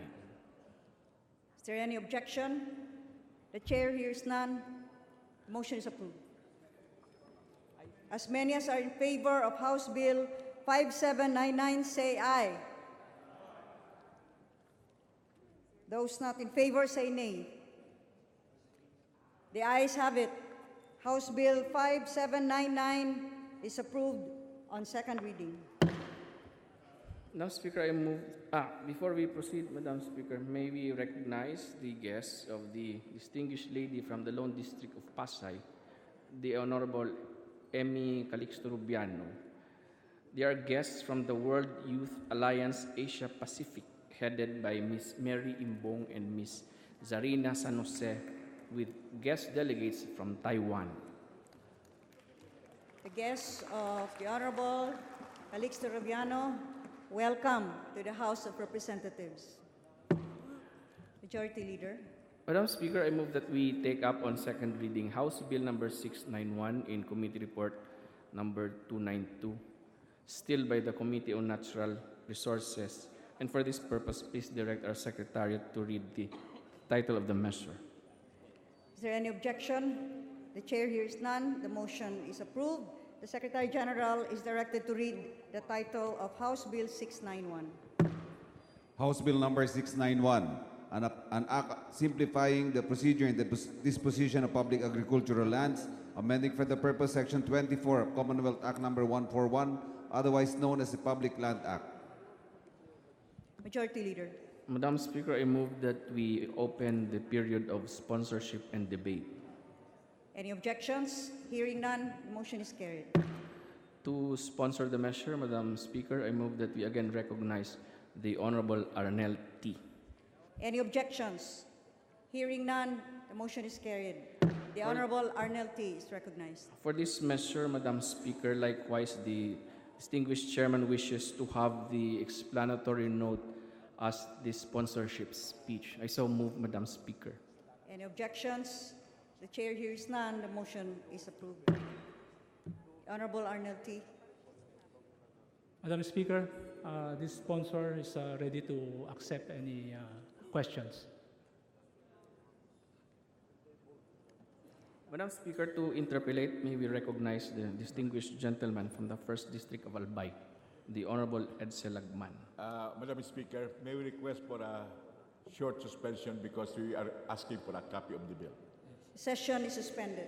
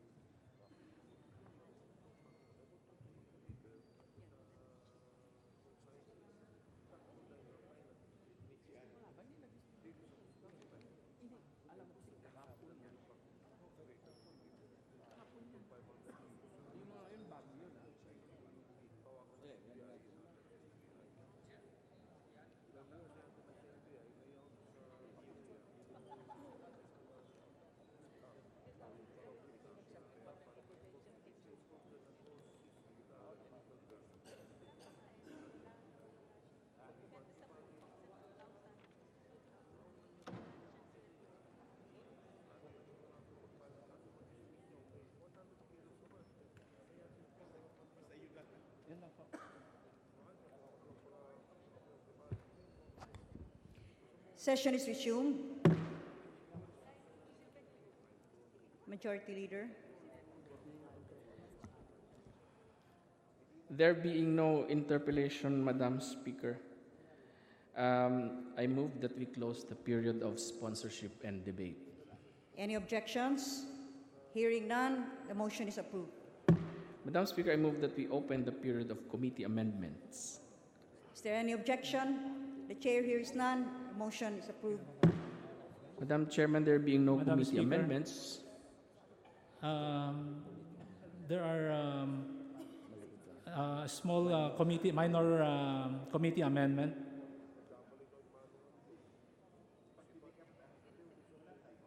Majority Leader. Madam Chair, may we allow the distinguished sponsor to proceed with the committee amendments? The Honorable Arnel T. Please proceed. Madam Speaker, the committee amendments are add the word central office of the before DNR on page 1, line 10. So move, Madam Speaker. Any objections? Hearing none, Motion is approved. Second committee amendment, delete the phrase on section 1, page 2, line 1, and shall read, shall fix a date.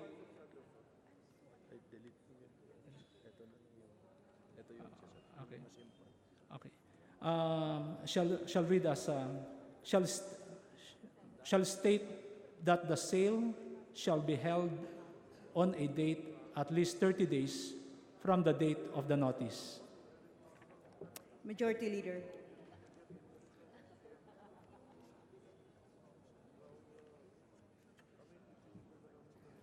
Madam Chair, with that, I move that we approve the following committee amendments. First, add the term metro before the word Manila on page 1, line 8. Add the word central office of the, open quotation, central office of the close quotation before DNR on page 1, line 10.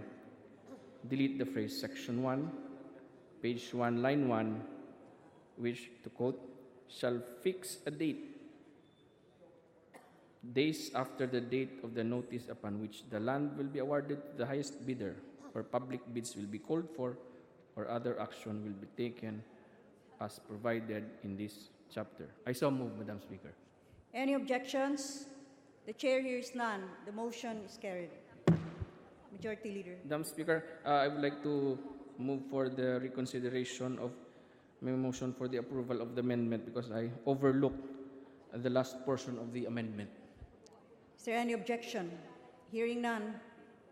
To add to Motion is that, Madam carried. Speaker, the said line should be replaced by the following, open quote, shall state that the sale shall be held on a date at least 30 days from the date of the notice, close quote. I so move for the approval of these committee amendments, Madam Speaker. Any objections? Hearing none. Motion is carried. Madam Speaker, I move that we close the period of committee amendments. Is there any objection? The chair hears none. The motion is carried. Madam Speaker, I move that we open the period of individual amendments. Any objections? Hearing none. The motion is carried. Madam Speaker, I move that we approve on second reading House Bill number 691 as amended. As many as are in favor, say aye. As many as are not in favor, say nay. The ayes have it. House Bill 691 is hereby approved on second reading. Madam Speaker, I move for a suspension. Session is suspended. Thank you, Madam Speaker.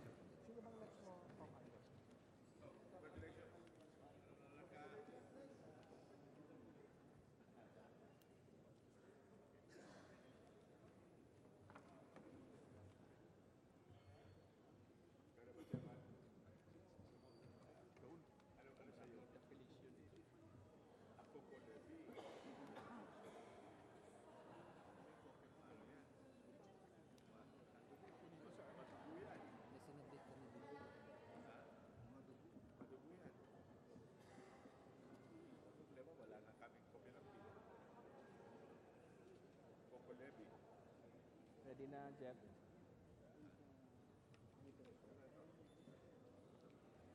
Session is resumed. Majority Leader. Madam Speaker, I move that we take up on second reading House Bill number 5745, Committee Report number 262 by the Committee on Agriculture and Food. And for this purpose, please direct our Secretariat to read the title of the measure. Is there any objection? The chair hears none. The motion is carried. The Secretary General is directed to read the title of House Bill 5745. House Bill number 5745, an act establishing the Coconut Farmers and Industry Development Trust Fund and providing for its management and utilization. Majority Leader. Madam Speaker, to sponsor the measure, I move that we recognize the distinguished chairman of the Committee on Agriculture and Food, the gentleman from Anak IP, the Honorable Jose Panganiban. Any objection? Hearing none. The Honorable Jose Panganiban is recognized. Thank But you. for this measure, Madam Speaker, the chairman wishes to have the explanatory note as the sponsorship speech. Is there a motion? I so move, Madam Speaker. Is there any objection? Hearing none. Motion is approved. But likewise, Madam Speaker, and this is with the approval of the chairman, I move that we recognize the Honorable Rav Rocamora to likewise sponsor the measure and to deliver the sponsorship speech. I so move, Madam Speaker. The Honorable Rav Rocamora is recognized. Thank you, Madam Speaker. It is my privilege to be one of the sponsors of this very important measure. This bill is not just about inclusive growth, but more than that, this bill brings justice that is long sought by the coconut farmers. They were the ones whose copras were livid during the Marcos era, purportedly to develop the cocoa industry and lift cocoa farmers out of poverty. The fund that we are talking about now is more than 70 billion. Yeah, abot pa. 100 na.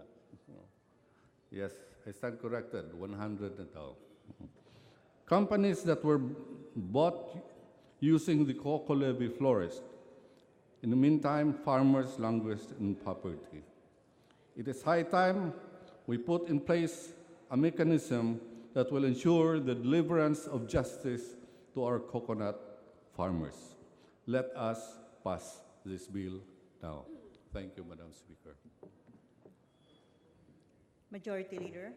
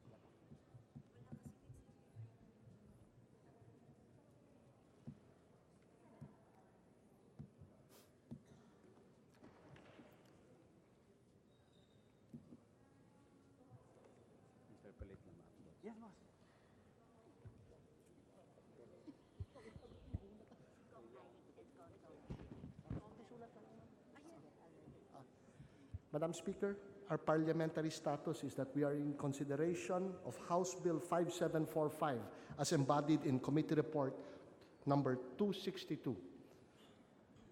I move for the recognition of the gentleman from the party list Anak Pawis, the Honorable Ariel Casilaw, for his interpellation of the Honorable Sponsor. So move, Madam Speaker.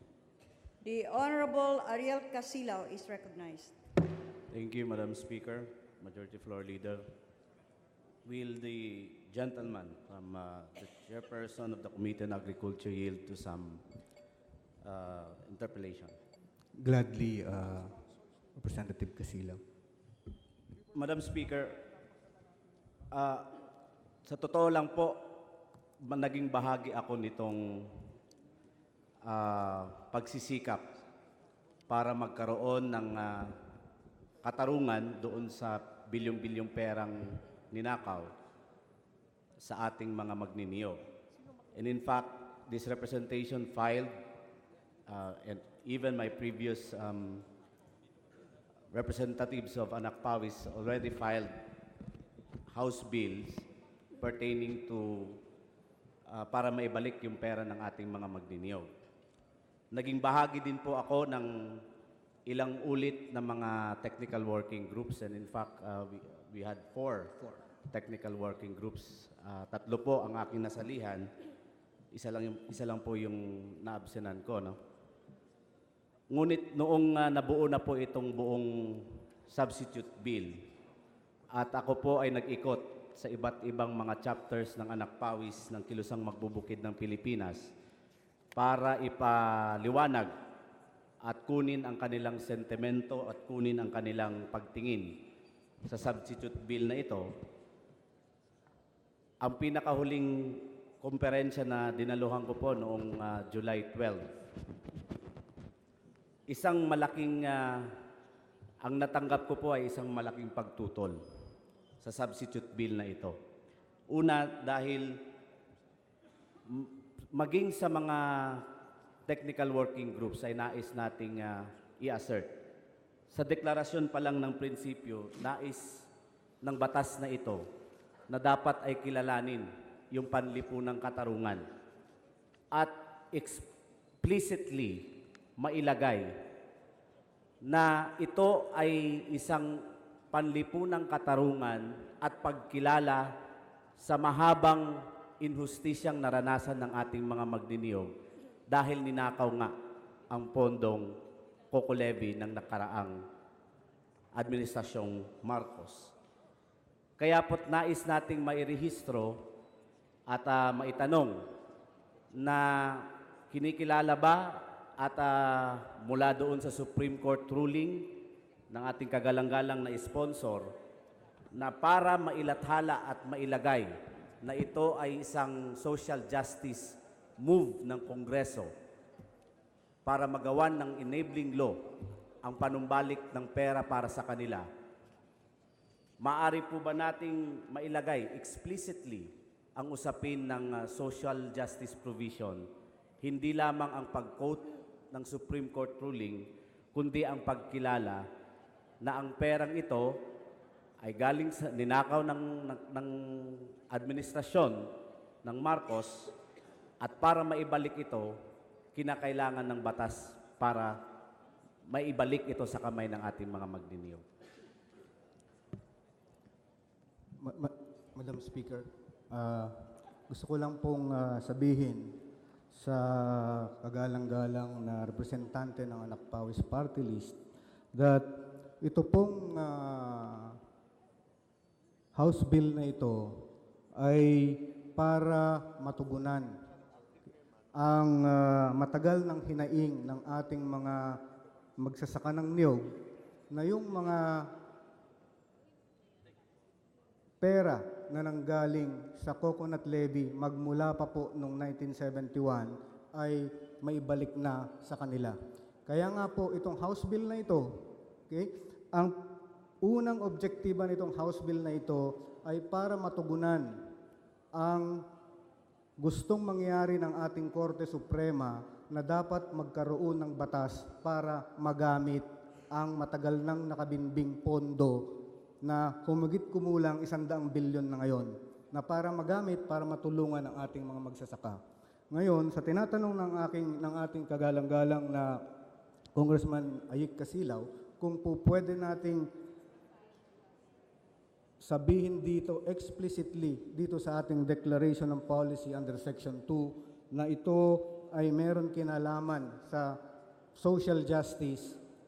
Subject to style, Madam Speaker, wala po akong problema. Ang hindi ko lang po siguro masang-ayunan ay yung pagsasabi na ang perang ito ay galing sa nakaw. Dahil ito nga pong batas na ito ay ginagawa natin para parang reparasyon, okay, sa ating mga magsasaka, ay sa ating mga magnunyog, Madam Speaker. Yes, Madam Speaker, I may not agree with the disagreement between the distinguished sponsor that whether he likes it or not, this money has been already declared by the Supreme Court as a public fund dahil nga doon sa mga irregularities nung pagkolekta at paggamit nito At hindi na po debatable yan dahil nandyan na po yan, nakamarka na po yan sa ruling ng Supreme Court. Although I understand if it will not be reflected in toto on the merits of how the fund was already declared by the Supreme Court. However, I am also would like to register the reservation of this representation doon sa mga certain provisions that from the day one the technical working group started, I have consistently registered and manifested the opposition on the role of the private management corporation or office, the PMO, in terms of defining those assets or those to be declared as liabilities for subject of disposal under the term of privatization. But again, however, repeatedly, it has been maintained on the role of privatization management office and the danger of a very vague definition of privatization, not only limited to the disposal of liabilities or non-performing assets of this fund. I understand there are the realities of the existing assets and even liabilities of the fund, especially those are operational at the moment, operational assets. The moment that this definition, as vague as it is manifested in this substitute bill, the defining those who could be defined as liabilities or non-performing assets will be automatically subjected to privatization. Again, when we questioned Madam Speaker, distinguished sponsor, on the veracity and the role of privatization management office, especially the definition, we forgot in the succeeding technical working groups on clarity on or defining the clear role and function of this PMO, especially in the context of their particular specific role in disposing assets or liabilities of the entire fund, Mr. Distinguished Sponsor, Madam Speaker. Madam Speaker, okay? Una po, doon sa tinura ng ating kagalang-galang na representante ng anak pawis, hindi po automatic yung pagpa-privatize ng mga COCO levy assets. In fact, if we scrutinize the provision of this bill, okay, the fund, which includes all COCO levy assets, shall be managed by the Coconut Industry Trust Fund Committee. And in that committee, the total membership is 15, 9 of which are representatives of coconut farmers.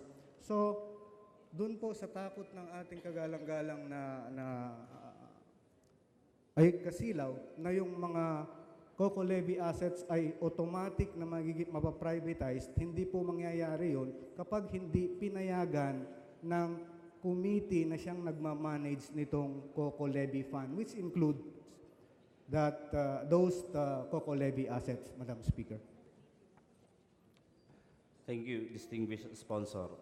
I hope in the period of amendments,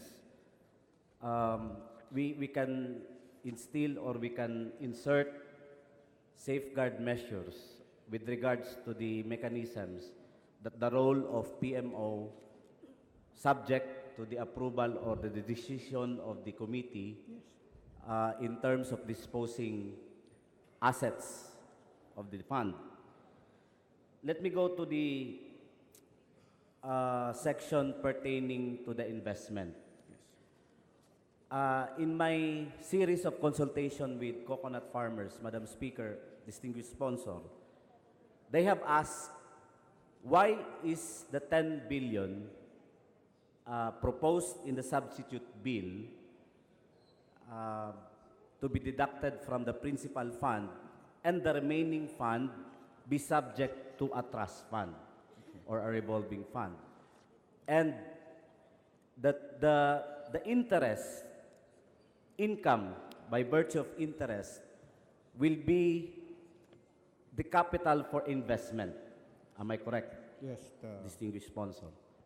Now, the big question is, if the decision of the Supreme Court clearly states that this fund, although this is declared a public fund, but the very purpose of creating a law in disposing this fund, the 95 billion or the 75 billion in cash in the National Treasury, should directly benefit our farmers.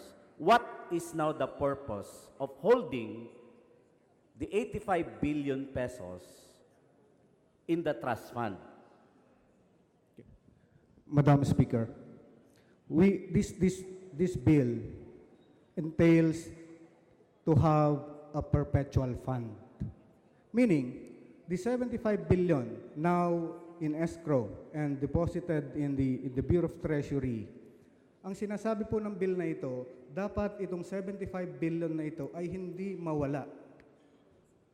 Kaya nga, we have inserted here a jumpstart fund of 10 billion for the rehabilitation of our dying coconut industry. Okay? Because as the Supreme Court ruling said, the Cocoa Levy Fund shall be used for the benefit of the coconut farmers and the coconut industry. Kaya yung 75 billion, hindi po pwede na kaagad-agad gastusin natin.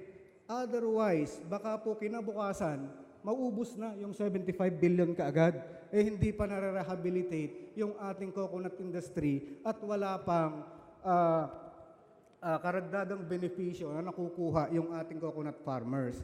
So, in the committee, we saw to it that this fund should have the character of perpetuity. That is why, ang pwede lamang pong gastusin, this is in addition, this is to complement the existing program of the government for our coconut industry and coconut farmers. Pantulong lang po ito, hindi ito replacement doon sa programa ng ating gobyerno.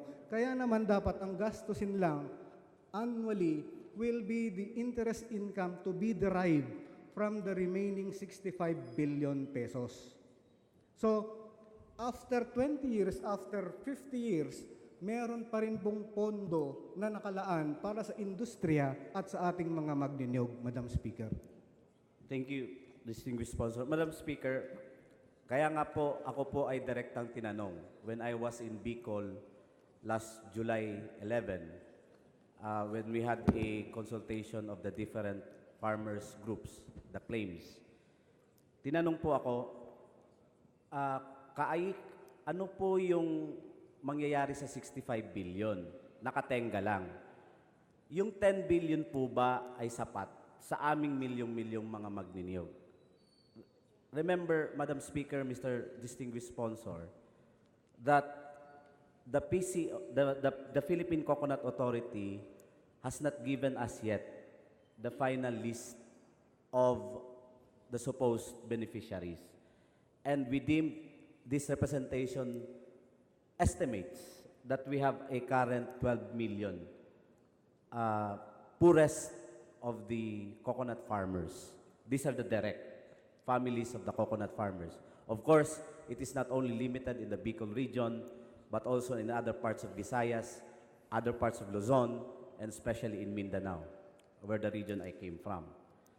Ngayon po, ang hindi ko po masagot na tanong, and I would like to re-echo this question to the distinguished sponsor, nakatenga po yung 65 billion as cash, no? Dahil dito pagkukunan yung 10 billion from the 75, ang remaining 65, ito po yung i-insure na mailagay sa trust fund at hindi magagalaw. Nandoon na po ako sa usapin na hindi ito magagalaw dahil nga malinaw naman sa anumang ipapasa na batas, ang kailangang galawin lang, yung interest lang para mag-revolve yung pondo. Ako din po ay sang-ayon doon sa usapin na ang tulong sa ating mga magniniyog ay dapat long-term at hindi lamang short-term. But the reality on the ground, the direct assistance that should be felt immediately by our coconut farmers, especially the poorest of the poor among them, hindi po sa tingin ng ating mga magniniyog ay makakasapat ang 10 bilyong piso na ito. At ang isa pang usapin nito, doon sa proseso ng determination of qualified beneficiaries na nakalagay naman po sa mga succeeding provision ng substitute bill, ang usapin ng determination, malaking inaasa po natin sa ating mga opisyal ng PCO o PCA, no, ng Philippine Coconut Authority, ang usapin ng sino ang kikilalanin ng mga lehitimong magniniyog at mga magiging benepisyaryo nito. While there are already repeated reports from the regional offices that there has been a long-standing problem of the PCA in terms of directly or direkta silang karelate ng ating mga magniniyog. So doon po sa unang tanong, distinguished speaker, distinguished sponsor, Madam Speaker, tetenga ang 65 billion. Sa ilang taon, itatakda po ng panukalang batas. Yun po, do you agree, distinguished sponsor, that maliit ang 10 billion para matamasa at directly mafe-feel agad ng ating mga magniniyog na ito na po yung perang ninakaw sa kanila, ito na po yung pinangako ni Pangulong Duterte na maibabalik sa kanila dahil ang nanay mismo ni Pangulong Duterte ay dapat bahagi nito. Si Nanay Suling ay isang magniniyog. Tama po ba na ilimita natin at ang magdidesisyon ang panukalang batas na ito at ang komiteng binuo na ilimita natin sa 10 bilyon? Madam Speaker, sa tingin po ng committee, yung 10 bilyon, ulitin ko po, ito pong Jumpstart Fund na ito, o itong Coco Levy Fund, will just be a complement fund. Additional fund po ito doon sa pondo na inilaan ng Department of Agriculture or ng PCA sa ating sa coconut industry. Okay? If we look at the 2017 budget of the Department of Agriculture, when I say DA, lahat po yan, kasama na lahat yung ating mga usapin tungkol sa pagsasaka, it is only 49 billion. So, if 10 billion, 25% po yun nung kabuuan, palagay ko ma-feel ng ating mga magniniyog yung initial na pondo na 10 billion. In fact, when we crafted this bill in the TWG, wala po kaming inilagay na Jumpstart Fund. Okay? Then we decided na maglagay kami ng Jumpstart Fund dun po sa Appropriations Committee na kami. And then we decided na maglagay tayo ng 10 billion to jumpstart the rehabilitation of the coconut industry. Okay? And yung 65 billion, hindi naman po masasayang yan dahil in the long run, meron pa rin mapagkukunan ng ating mga magsasaka, ang ating coconut industry, ng tulong galing nga sa interest na makukuha sa pag-invest nitong 65 billion pesos. Madam Speaker. Kaya nga po, Madam Speaker, distinguished sponsor, ang ipinagtataka ng ating mga magniniyog, no, dahil tayo po ang inatasan na gumawa ng batas ayon doon sa kautusan ng Korte Suprema, ang hindi maibalik ang pera dahil itetenga ito sa isang trust fund at yung pang start of fund na 10 billion ay walang trickling effect, no? Hindi masyadong matatamasa at hindi direktang makikita ng ating mga magniniyog. Ay kabaliktaran po yan sa nais na desisyon ng ating Korte Suprema at magiging inhustisya po yan or hindi makatarungan na yung pondong dineklarang Coco Levy Fund ay makikita lamang ng mga magniniyog na mananatili. Nandoon na po tayo sa usapin na suporta lamang ito dahil mayroon namang regular budget under the GAA, ang PCA, ang Department of Agriculture. Kaya nga po, ang pera nga ito ay hindi kabilang sa General Appropriations at hindi pwedeng galawin ng General Appropriations at specific lamang ang purpose. Ngayon po, pag i-delay po natin ang direktang matatamasa at matanggap ng ating mga magniniyog, dahil nga sa 10 bilyon lamang ito, maaari pong itong magresulta ng discomfort, to say the least, sa ating mga magniniyog. Dahil po, yung perang diniklara na ng Supreme Court, pero hindi magalaw-galaw at hindi direktang ma-access ng ating mga magniniyog dahil nakatenga nga lang siya sa isang trust fund at saka yung interest lamang ang kikilos niya sa kanyang investment.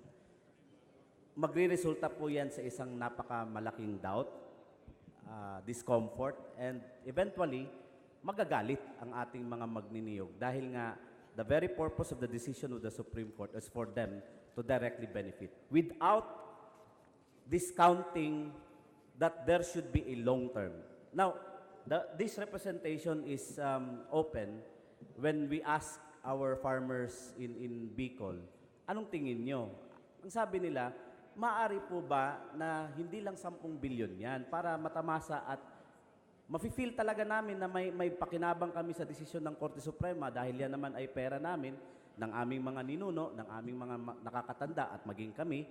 Sabi nila, maaari bang baliktarin natin na mas maliit yung isasalin natin sa trust fund for the purpose of a long-term investment in the industry. Dahil nga industriya yung inilagay ng ating Supreme Court. Pero doon sa letter ng decision ng Supreme Court na dapat makabenefit ang mga magniniyog, maaari ba nating baliktarin na dapat mas malaki ang pondong maibalik sa ating mga magniniyog kumpara doon sa isang malanegosyong usapin na investment by the Trust Fund Committee. So yun po, Madam Speaker, nais po nating itanong muli sa ating kagalang-galang na sponsor na para talaga ay makaramdam ng malakihan na impact ng epekto ng perang ito na dinesisyonan ng Korte Suprema at ginawan ng batas ng Kongreso. Maari po ba nating baliktarin ang kalagayan na kukonti, minority yung ilagay natin doon sa investment o sa trust fund at ang big chunk, dahil pera naman talaga nila ito, ay ibalik na natin sa ating mga magniniyog as per doon sa mga kikilalaning mga legitimate beneficiaries. Madam Speaker, gusto kong sumang-ayon sa sinasabi ng ating kagalang-galang na Kasilaw, pero ang iniisip po natin dito ay yung long-term na benepisyo para sa ating mga magsasakang magnunyog.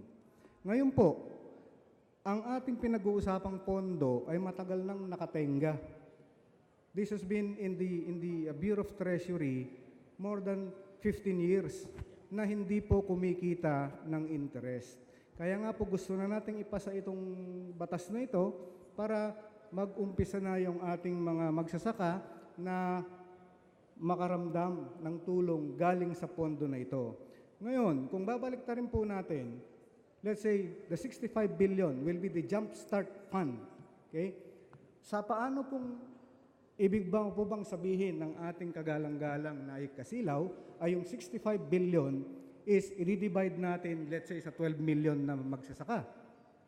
Baka po hindi tayo makatulong sa industriya ng niyog. Kaya nga po, ang sinasabi natin dito, ang ating panukalang batas ay maghiwalay tayo ng 10 bilyon para naman meron na kaagad-agad tulong para sa ating mga magsasaka at sa ating industriya. Samantalang yung 65 billion ay magiging perpetual fund yan. magiging pondo yan ng mga magsasaka at ng industriya hanggang sa kaapu-apuhan ng mga magnunyog. Dahil nasa batas na hindi pwedeng gastusin yung 65 billion na nasa trust fund, kundi yun lamang pong interest. So ngayon, kung babalik rin po natin, magkano po ang interest ng 10 billion sa isang taon? Siguro makakakuha po tayo ng 500 million na interest at 5%. Mataas na po yun. Ano naman po ang mangyayari dun sa 500 milyong piso para pantulong sa ating mga coconut farmers at pantulong sa coconut industry sa halagang 500 milyon moving forward after we have expended the 65 billion, Madam Speaker. That is why the very purpose of this measure is to ensure that moving forward hanggang sa kaapu-apuhan ng ating mga magsasaka, ng ating magnunyog, ay merong pondo na tutulong para sa kanila, Madam Speaker. Madam Speaker, nandoon na po tayo doon sa usapin ng pagtulong sa industriya ng niyog. And in fact, the fund should not be used for that purpose. However, the Supreme Court ruling is very clear that there should be legislation that will directly benefit the farmers and the industry. Ngayon po, ang purpose po na kung bakit this representation ay nag-i-insist doon sa usapin na direktang maipamahagi ang perang ito. Dahil nga po, babalik tayo sa Declaration of State Principle ng panukalang batas na ito po ay pera nila ng ating mga magniniyog. I'm not saying na yung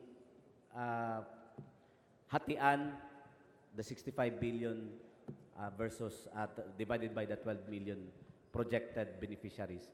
The direct assistance should be there, but also in the process, it should not only be limited to the direct assistance.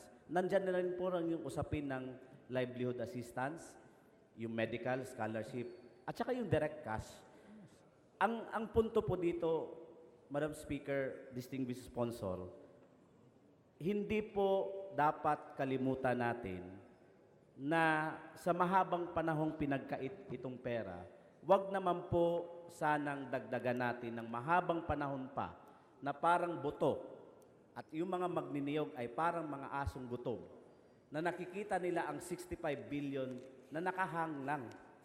Na tila gusto nilang kainin pero hindi nila makain dahil nga doon sa limitasyon ng panukalang batas. Pero the investment is not bad even if we reverse the situation. Na kung sakali man, 10 billion lang ang ilagay natin sa trust fund na yan.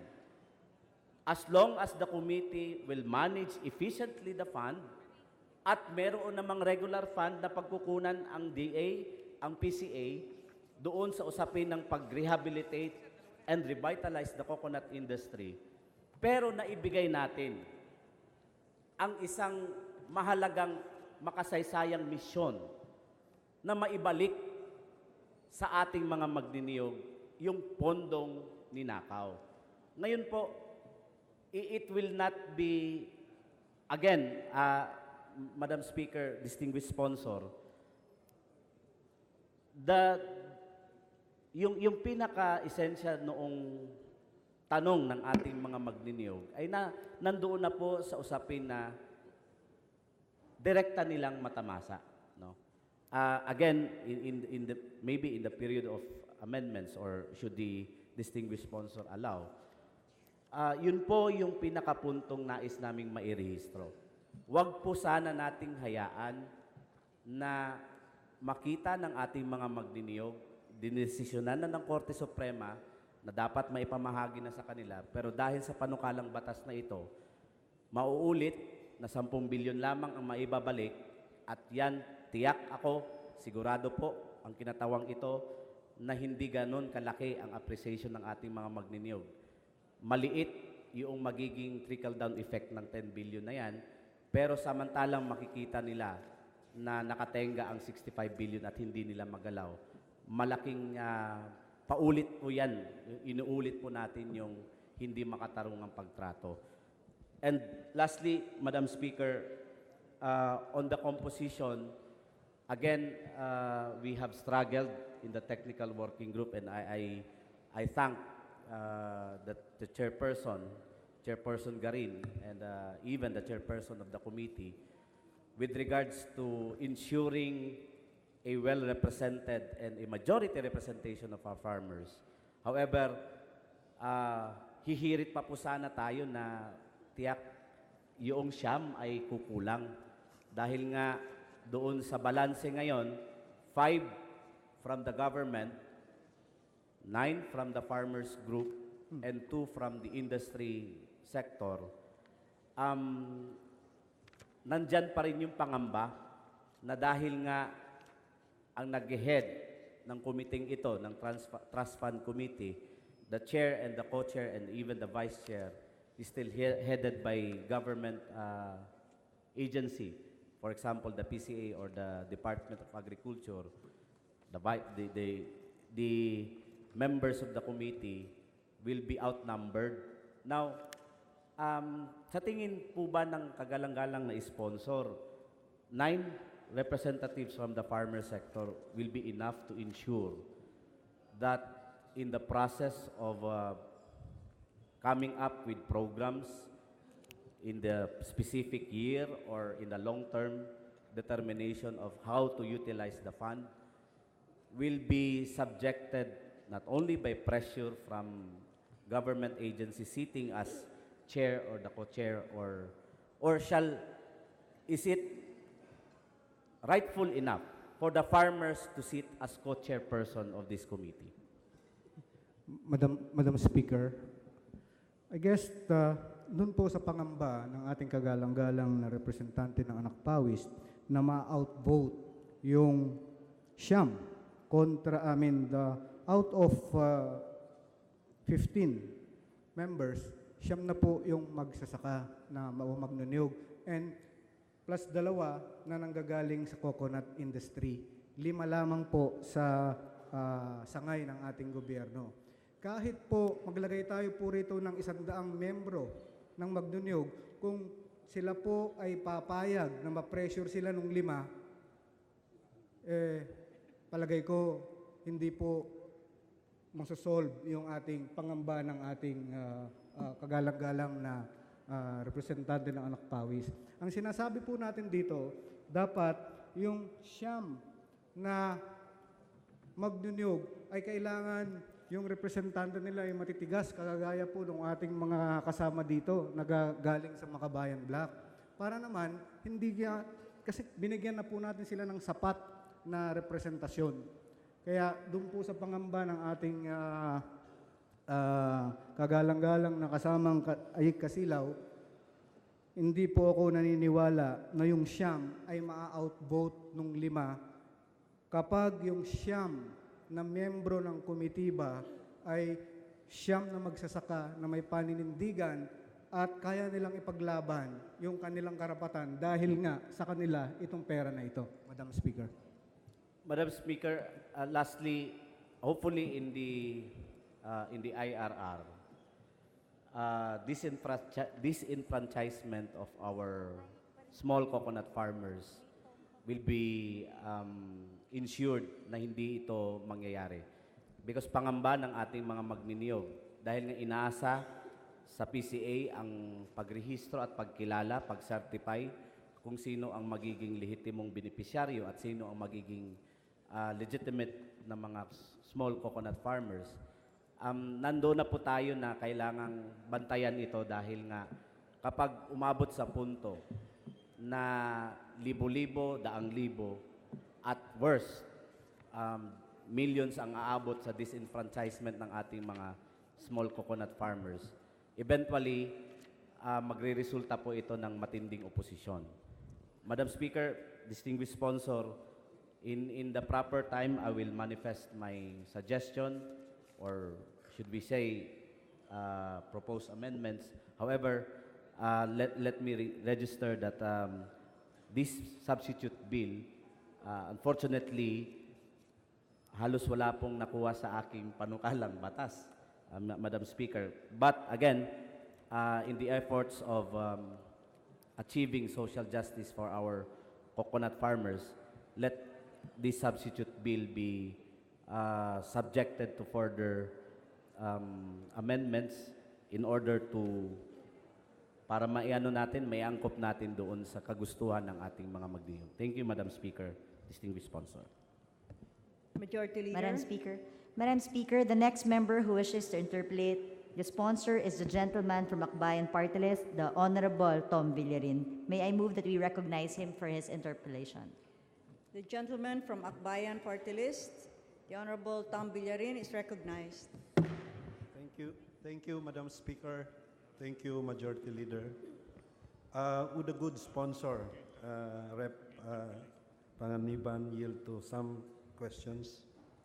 I would gladly yield, Madam Speaker. Well, Madam Chair,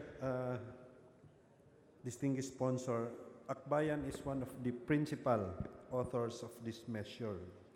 And considering that this is timely and very relevant, we pose no major objections to this bill. But we would just like to point out some certain specific provisions that we think should be amended in the context of the general objective of this measure. But before going to my specific question, I would like to agree with a good sponsor that the 75 billion now held in by the Treasury, which is not earning income since 2012, I think, is in a way, and another 25 billion that is potentially that can be recovered. The 100 billion total would be very minimal or a very small amount if we consider the following, Madam Speaker. First, we have 3.5 million hectares of farmlands. Am I correct, Mr. Sponsor? Madam Speaker, distinguished Congressman Tom Villarin, yes, I agree. Meron po tayong 3.5 million hectares. Yeah. And considering that of these 3.5 million hectares, we have close to 12 million coconut farmers and farm workers in these coconut farmlands. Yes, Madam Speaker. And if we look at the statistics, more than 60% of these potential beneficiaries own farmlands which are more than 5 hectares. Madam Speaker, I do not know where the good gentleman took his data, but as far as the data, our data is concerned, 90% of the farm holdings is less than 5 hectares. So 90%? 90% is less than 5 hectares. Is less than 5 hectares. Thank you for that information, the good sponsor. Now, going back to the declaration of policy, may I refer the good sponsor to the first page on line 12, Declaration of Policy, Section 2. It states here, Madam Speaker, that and ensure that the benefits due to coconut farmers, especially the poor and the marginalized under various statutes, shall be consolidated under delivery expedited. Is this the section wherein we interpret this as a social justice measure? Madam Speaker, if I will be allowed to read the whole provision in Section 2, because what the gentleman from Akbayan quoted is just a fragment of the whole paragraph. So, if I may, I would like to read the Declaration of Policy under Section 2. Yes, please proceed. Section 2, Declaration of Policy. It is hereby declared the policy of the state to pursue and attain the balanced, equitable, integrated, and sustainable growth and development of the coconut industry. Toward this end, the state shall adopt the necessary measures to immediately address the serious problems besetting the coconut industry, protect the socio-economic well-being of coconut farmers, and ensure that the benefits due to coconut farmers, especially the poor and marginalized under various statutes, shall be consolidated and their delivery expedited.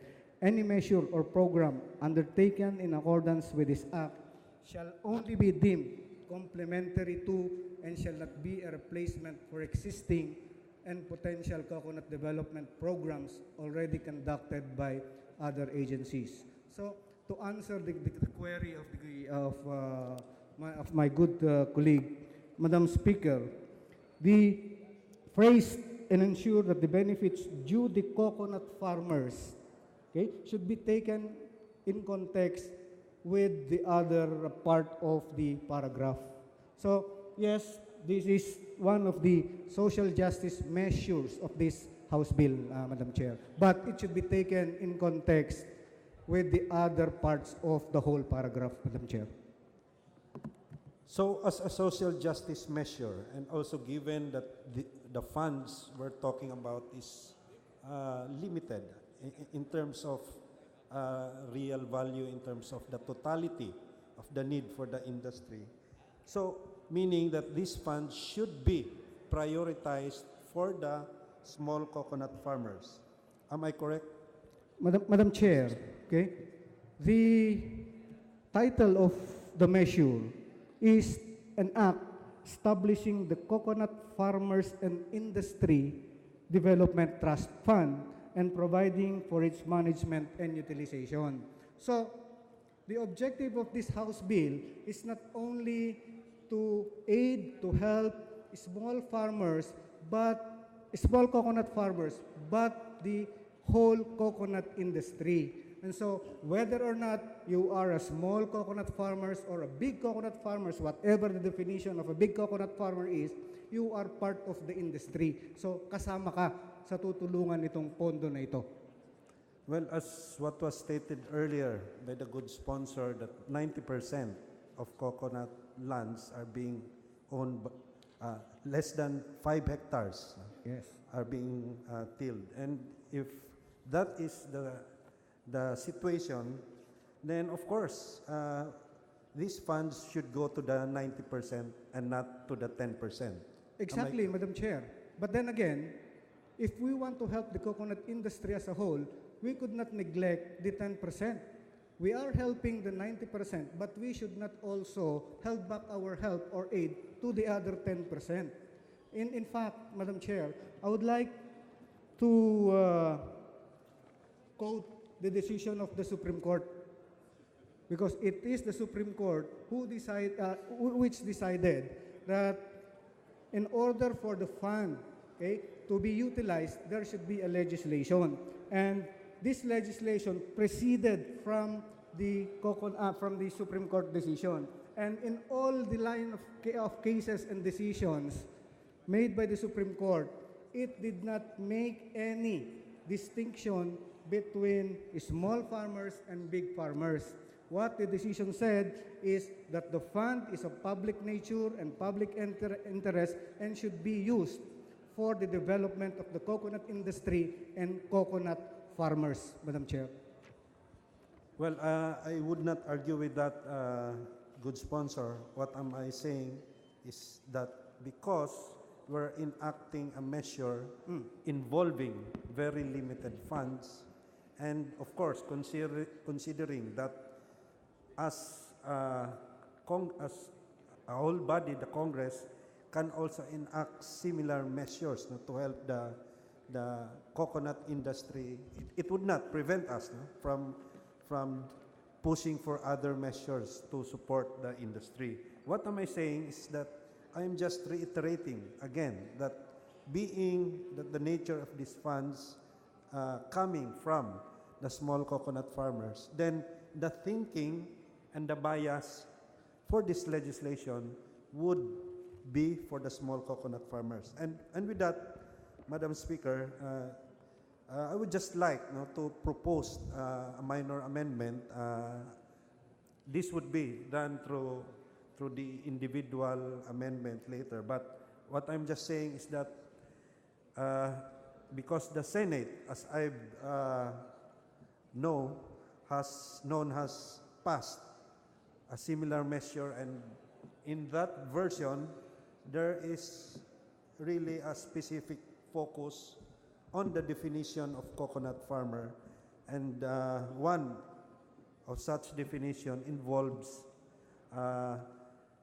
delimiting who are the coconut farmers that can benefit from this small trust fund. So later in the period of individual amendments, I hope that the good sponsor can accommodate an amendment, maybe 5 words to that effect. Madam Speaker, may I answer? Please respond. Yes, because this definition of coconut farmers has been discussed very lengthily in the committee level. We are proceeding on the premise that this is a social justice measure. But I believe the good gentleman would agree with me that when we speak of social justice, hindi lamang po tayo dapat nakatuon doon sa mga small farmers. Because of course, social justice, dapat din meron yan sa lahat. Hindi lamang po social justice para sa maliliit na magsasaka. May I just remind the gentleman, Madam Speaker, that the Coco Levy Fund was collected in 1971 up to 1982 sa lahat ng magsasaka without distinction. Hindi sinabi roon na kapag 5.5 ka, hindi ka magbabayad. Kapag less than 5 ang ano mo, bayad ka ng Coco Levy. Hindi po ganun ang nangyari, Madam Speaker. Lahat ng magnunyog ay nagbayad. 100 hektarya ka man o less than 5 hectares ka. Kaya marapat lamang na yung biyaya nitong Coco Levy Fund ay para sa lahat ng nagkontribusyon o nagbayad nung sinisingil pa itong Coco Levy Fund. Kaya when during the discussion of the definition, whether we limit it to those farmers who own less than 5 hectares, we voted and the majority, in fact unanimous in the committee, voted that we define coconut farmers without limiting the number of hectares one is stealing. So ganun po ang nangyari, Madam Chair, because we believe that we are proceeding on the premise of a social justice measure, Madam Speaker. Madam Speaker, just my last point, an appeal to this august body, because as what was mentioned, 90% of the 12 million farmers, farm workers, and those leaseholders in the coconut lands, 90% of them should directly benefit from this 75 or 100 billion. And to think that the 100 billion is, ang sabi nga kanina ng good sponsor ay, kung hati-hatiin mo yan sa 12 million, talagang kulang, di ba? So ibig lang sabihin, kailangan din natin mag-prioritize. And I'm saying that if we're taking off from that premise na tulungan natin yung 90%, then let it be so. No? Then we focus these minimal funds para sa pagtulong doon sa 90% at hanapan na lang natin ng paraan yung 10% sa ibang, sabihin nating pulisiya or budget appropriations na nakikita natin para sa kanila. Yun lang po ang appeal ko, Madam Speaker. Madam Speaker, baka po yung 10% na may-ari ng ating 5 hektarya pataas ay magsampa pa ng kaso ko sa Korte Suprema, mas lalo pang hindi mapayagan itong House measure na ito. Kawawa naman yung ating 90% na magsasaka, Madam Speaker. Well, we can come to that, Mr. Speaker, Madam Speaker, if we pass that legislation. Because again, as a social legislation, it really has and have to have a bias for the poor. And the poor is 90% of the total beneficiaries. Are you through? Thank you, Madam Congressman Speaker, and Villarin. I reserve my amendment in the individual amendments period. Thank you, Congressman Villarin. Madam Majority Speaker, Leader. I move that we suspend consideration of House Bill 5745. Is there any objection? The chair hears none. Motion is carried. Madam Speaker, I move that we take up House Bill number 5818 as contained in Committee Report number 294 submitted by the Committee on Labor and Employment. And for this purpose, may I ask the Secretary General be directed to read the title of the resolution? Is there Of the any bill, objection? sorry. Hearing none, the motion is carried. The Secretary General is directed to read the title of House Bill 5818. House Bill number 5818, an act regulating the practice of employers in posting notices of termination of employment of former employees in newspapers, social media, and other public information venues. Madam Speaker, Majority Leader. I move that we recognize the gentleman from the 3rd District of Cagayan, Honorable Randolph Ting, for his sponsorship speech. The Honorable Randolph Ting is recognized. Madam Speaker, may I request that the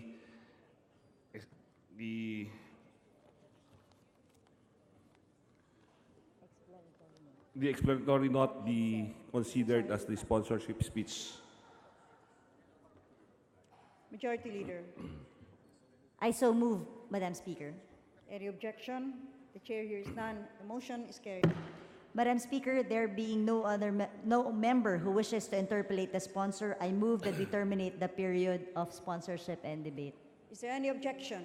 Hearing none, the motion is approved. Madam Speaker, I move that we open the period of amendments. Is there any objection? The chair hears none. The motion is carried. Madam Speaker, there being no committee amendments, I move that we proceed to the individual amendments. Any objection? The chair hears none. The motion is carried. Madam Speaker, there being no member who wishes to introduce individual amendments, I move that we close the period of individual amendments. Any objections? Hearing none, the motion is carried. Madam Speaker, I move that we vote on second reading House Bill number 5818. Is there any objection? Hearing none, motion is carried. As many as are in favor, say aye. As many as are not in favor, say nay. The ayes have it. House Bill 5818 is approved on second reading. Thank you, Madam Speaker. Majority Leader. Madam Speaker, I move that we take up local bills, Madam Speaker. Any objections? Hearing none, motion is carried. Madam Speaker, I move that we take up the Omnibus approval on second reading of the following bills. House Bill number 5747, 5748, 5754, 5755, 5756, 5757, 5758, 4274, 5880, 5881, 5903, 5904, 5905, 5906, 5907, 198, 5932, 3443, 5954, 5955, 1924, 5992, 3169, 4065, 4166, 4067. I so move, Madam Speaker. Is there any objection? The chair hears none. The motion is approved. As many as are in favor. Madam Speaker, before we proceed, Okay. I move Majority that Leader. we first open the period of sponsorship and debate for these measures. I so move, Madam Speaker. Any objections? Hearing none, motion is carried. For these measures, I move that we shall have their respective explanatory notes as the sponsorship speeches, Madam Speaker. Any objection? The chair hears none, motion is carried. Madam Speaker, there being no interpellations on these measures, I move that we close the period of sponsorship and debate. Any objections? Hearing none, the motion is approved. Madam Speaker, I move that we open the period of amendments. Is there any objection? The chair hears none, the motion is approved. Madam Speaker, there being no amendments, I move that we close the period of amendments. Any objections? Hearing none, motion is approved. Madam Speaker, I move that we approve on second reading the aforesaid local measures. Is there any objection? Hearing none, the motion is approved. As many as are in favor of the aforementioned local bills, say aye. As many as are not in favor, say nay. The ayes have it. The aforementioned local bills are approved on second reading. Madam Speaker, I move that we approve Journal Number 4 for the session on July 31, 2017. Any objection? Hearing none, motion is approved. Madam Speaker, Journal number 4 is approved. Madam Speaker, I move that, in accordance with the rules governing inquiries in aid of legislation, I move that we refer the following House resolutions to the appropriate committees. House Resolution 1053 to the Committee on Transportation, 1055 to the Committee on Agriculture and Food, 1056 to the Committee on Overseas Workers Affairs, 1058 Public Order and Safety, 1059 Ways and Means, 1068 National Defense and Security and Public Order, 1071 Overseas Workers Affairs, 1072 Banks and Financial Intermediaries, 1073 Youth and Sports Development, 1074 Transportation, 1075 National Defense and Security and Public Order and Safety, 1076 Overseas Workers Affairs, 1079 Information and Communications Technology, 1080 Public Order and Safety and Games and Amusements and Tourism, 1081 Banks and Financial Intermediaries, 1084 Natural Resources, 1085 Human Rights, 1086 Labor and Employment, 1087 Tourism, 1095 Tourism, 1097 Health, 110 Agriculture and Food, 1106 Government Enterprises and Privatization, 1107 Public Works and Highways, 1108 Energy, 1109 National Defense and Security and Public Order and Safety, 1113 National Defense and Security and Public Order and Safety, 1145 Ways and Means. I so move, Madam Speaker. Any objections? Hearing none, motion is carried. Madam Speaker, I move that we adjourn session until tomorrow, 2nd of August 2017 at 4 o'clock in the afternoon. Session is adjourned until tomorrow, the 2nd of August, 4 o'clock in the afternoon.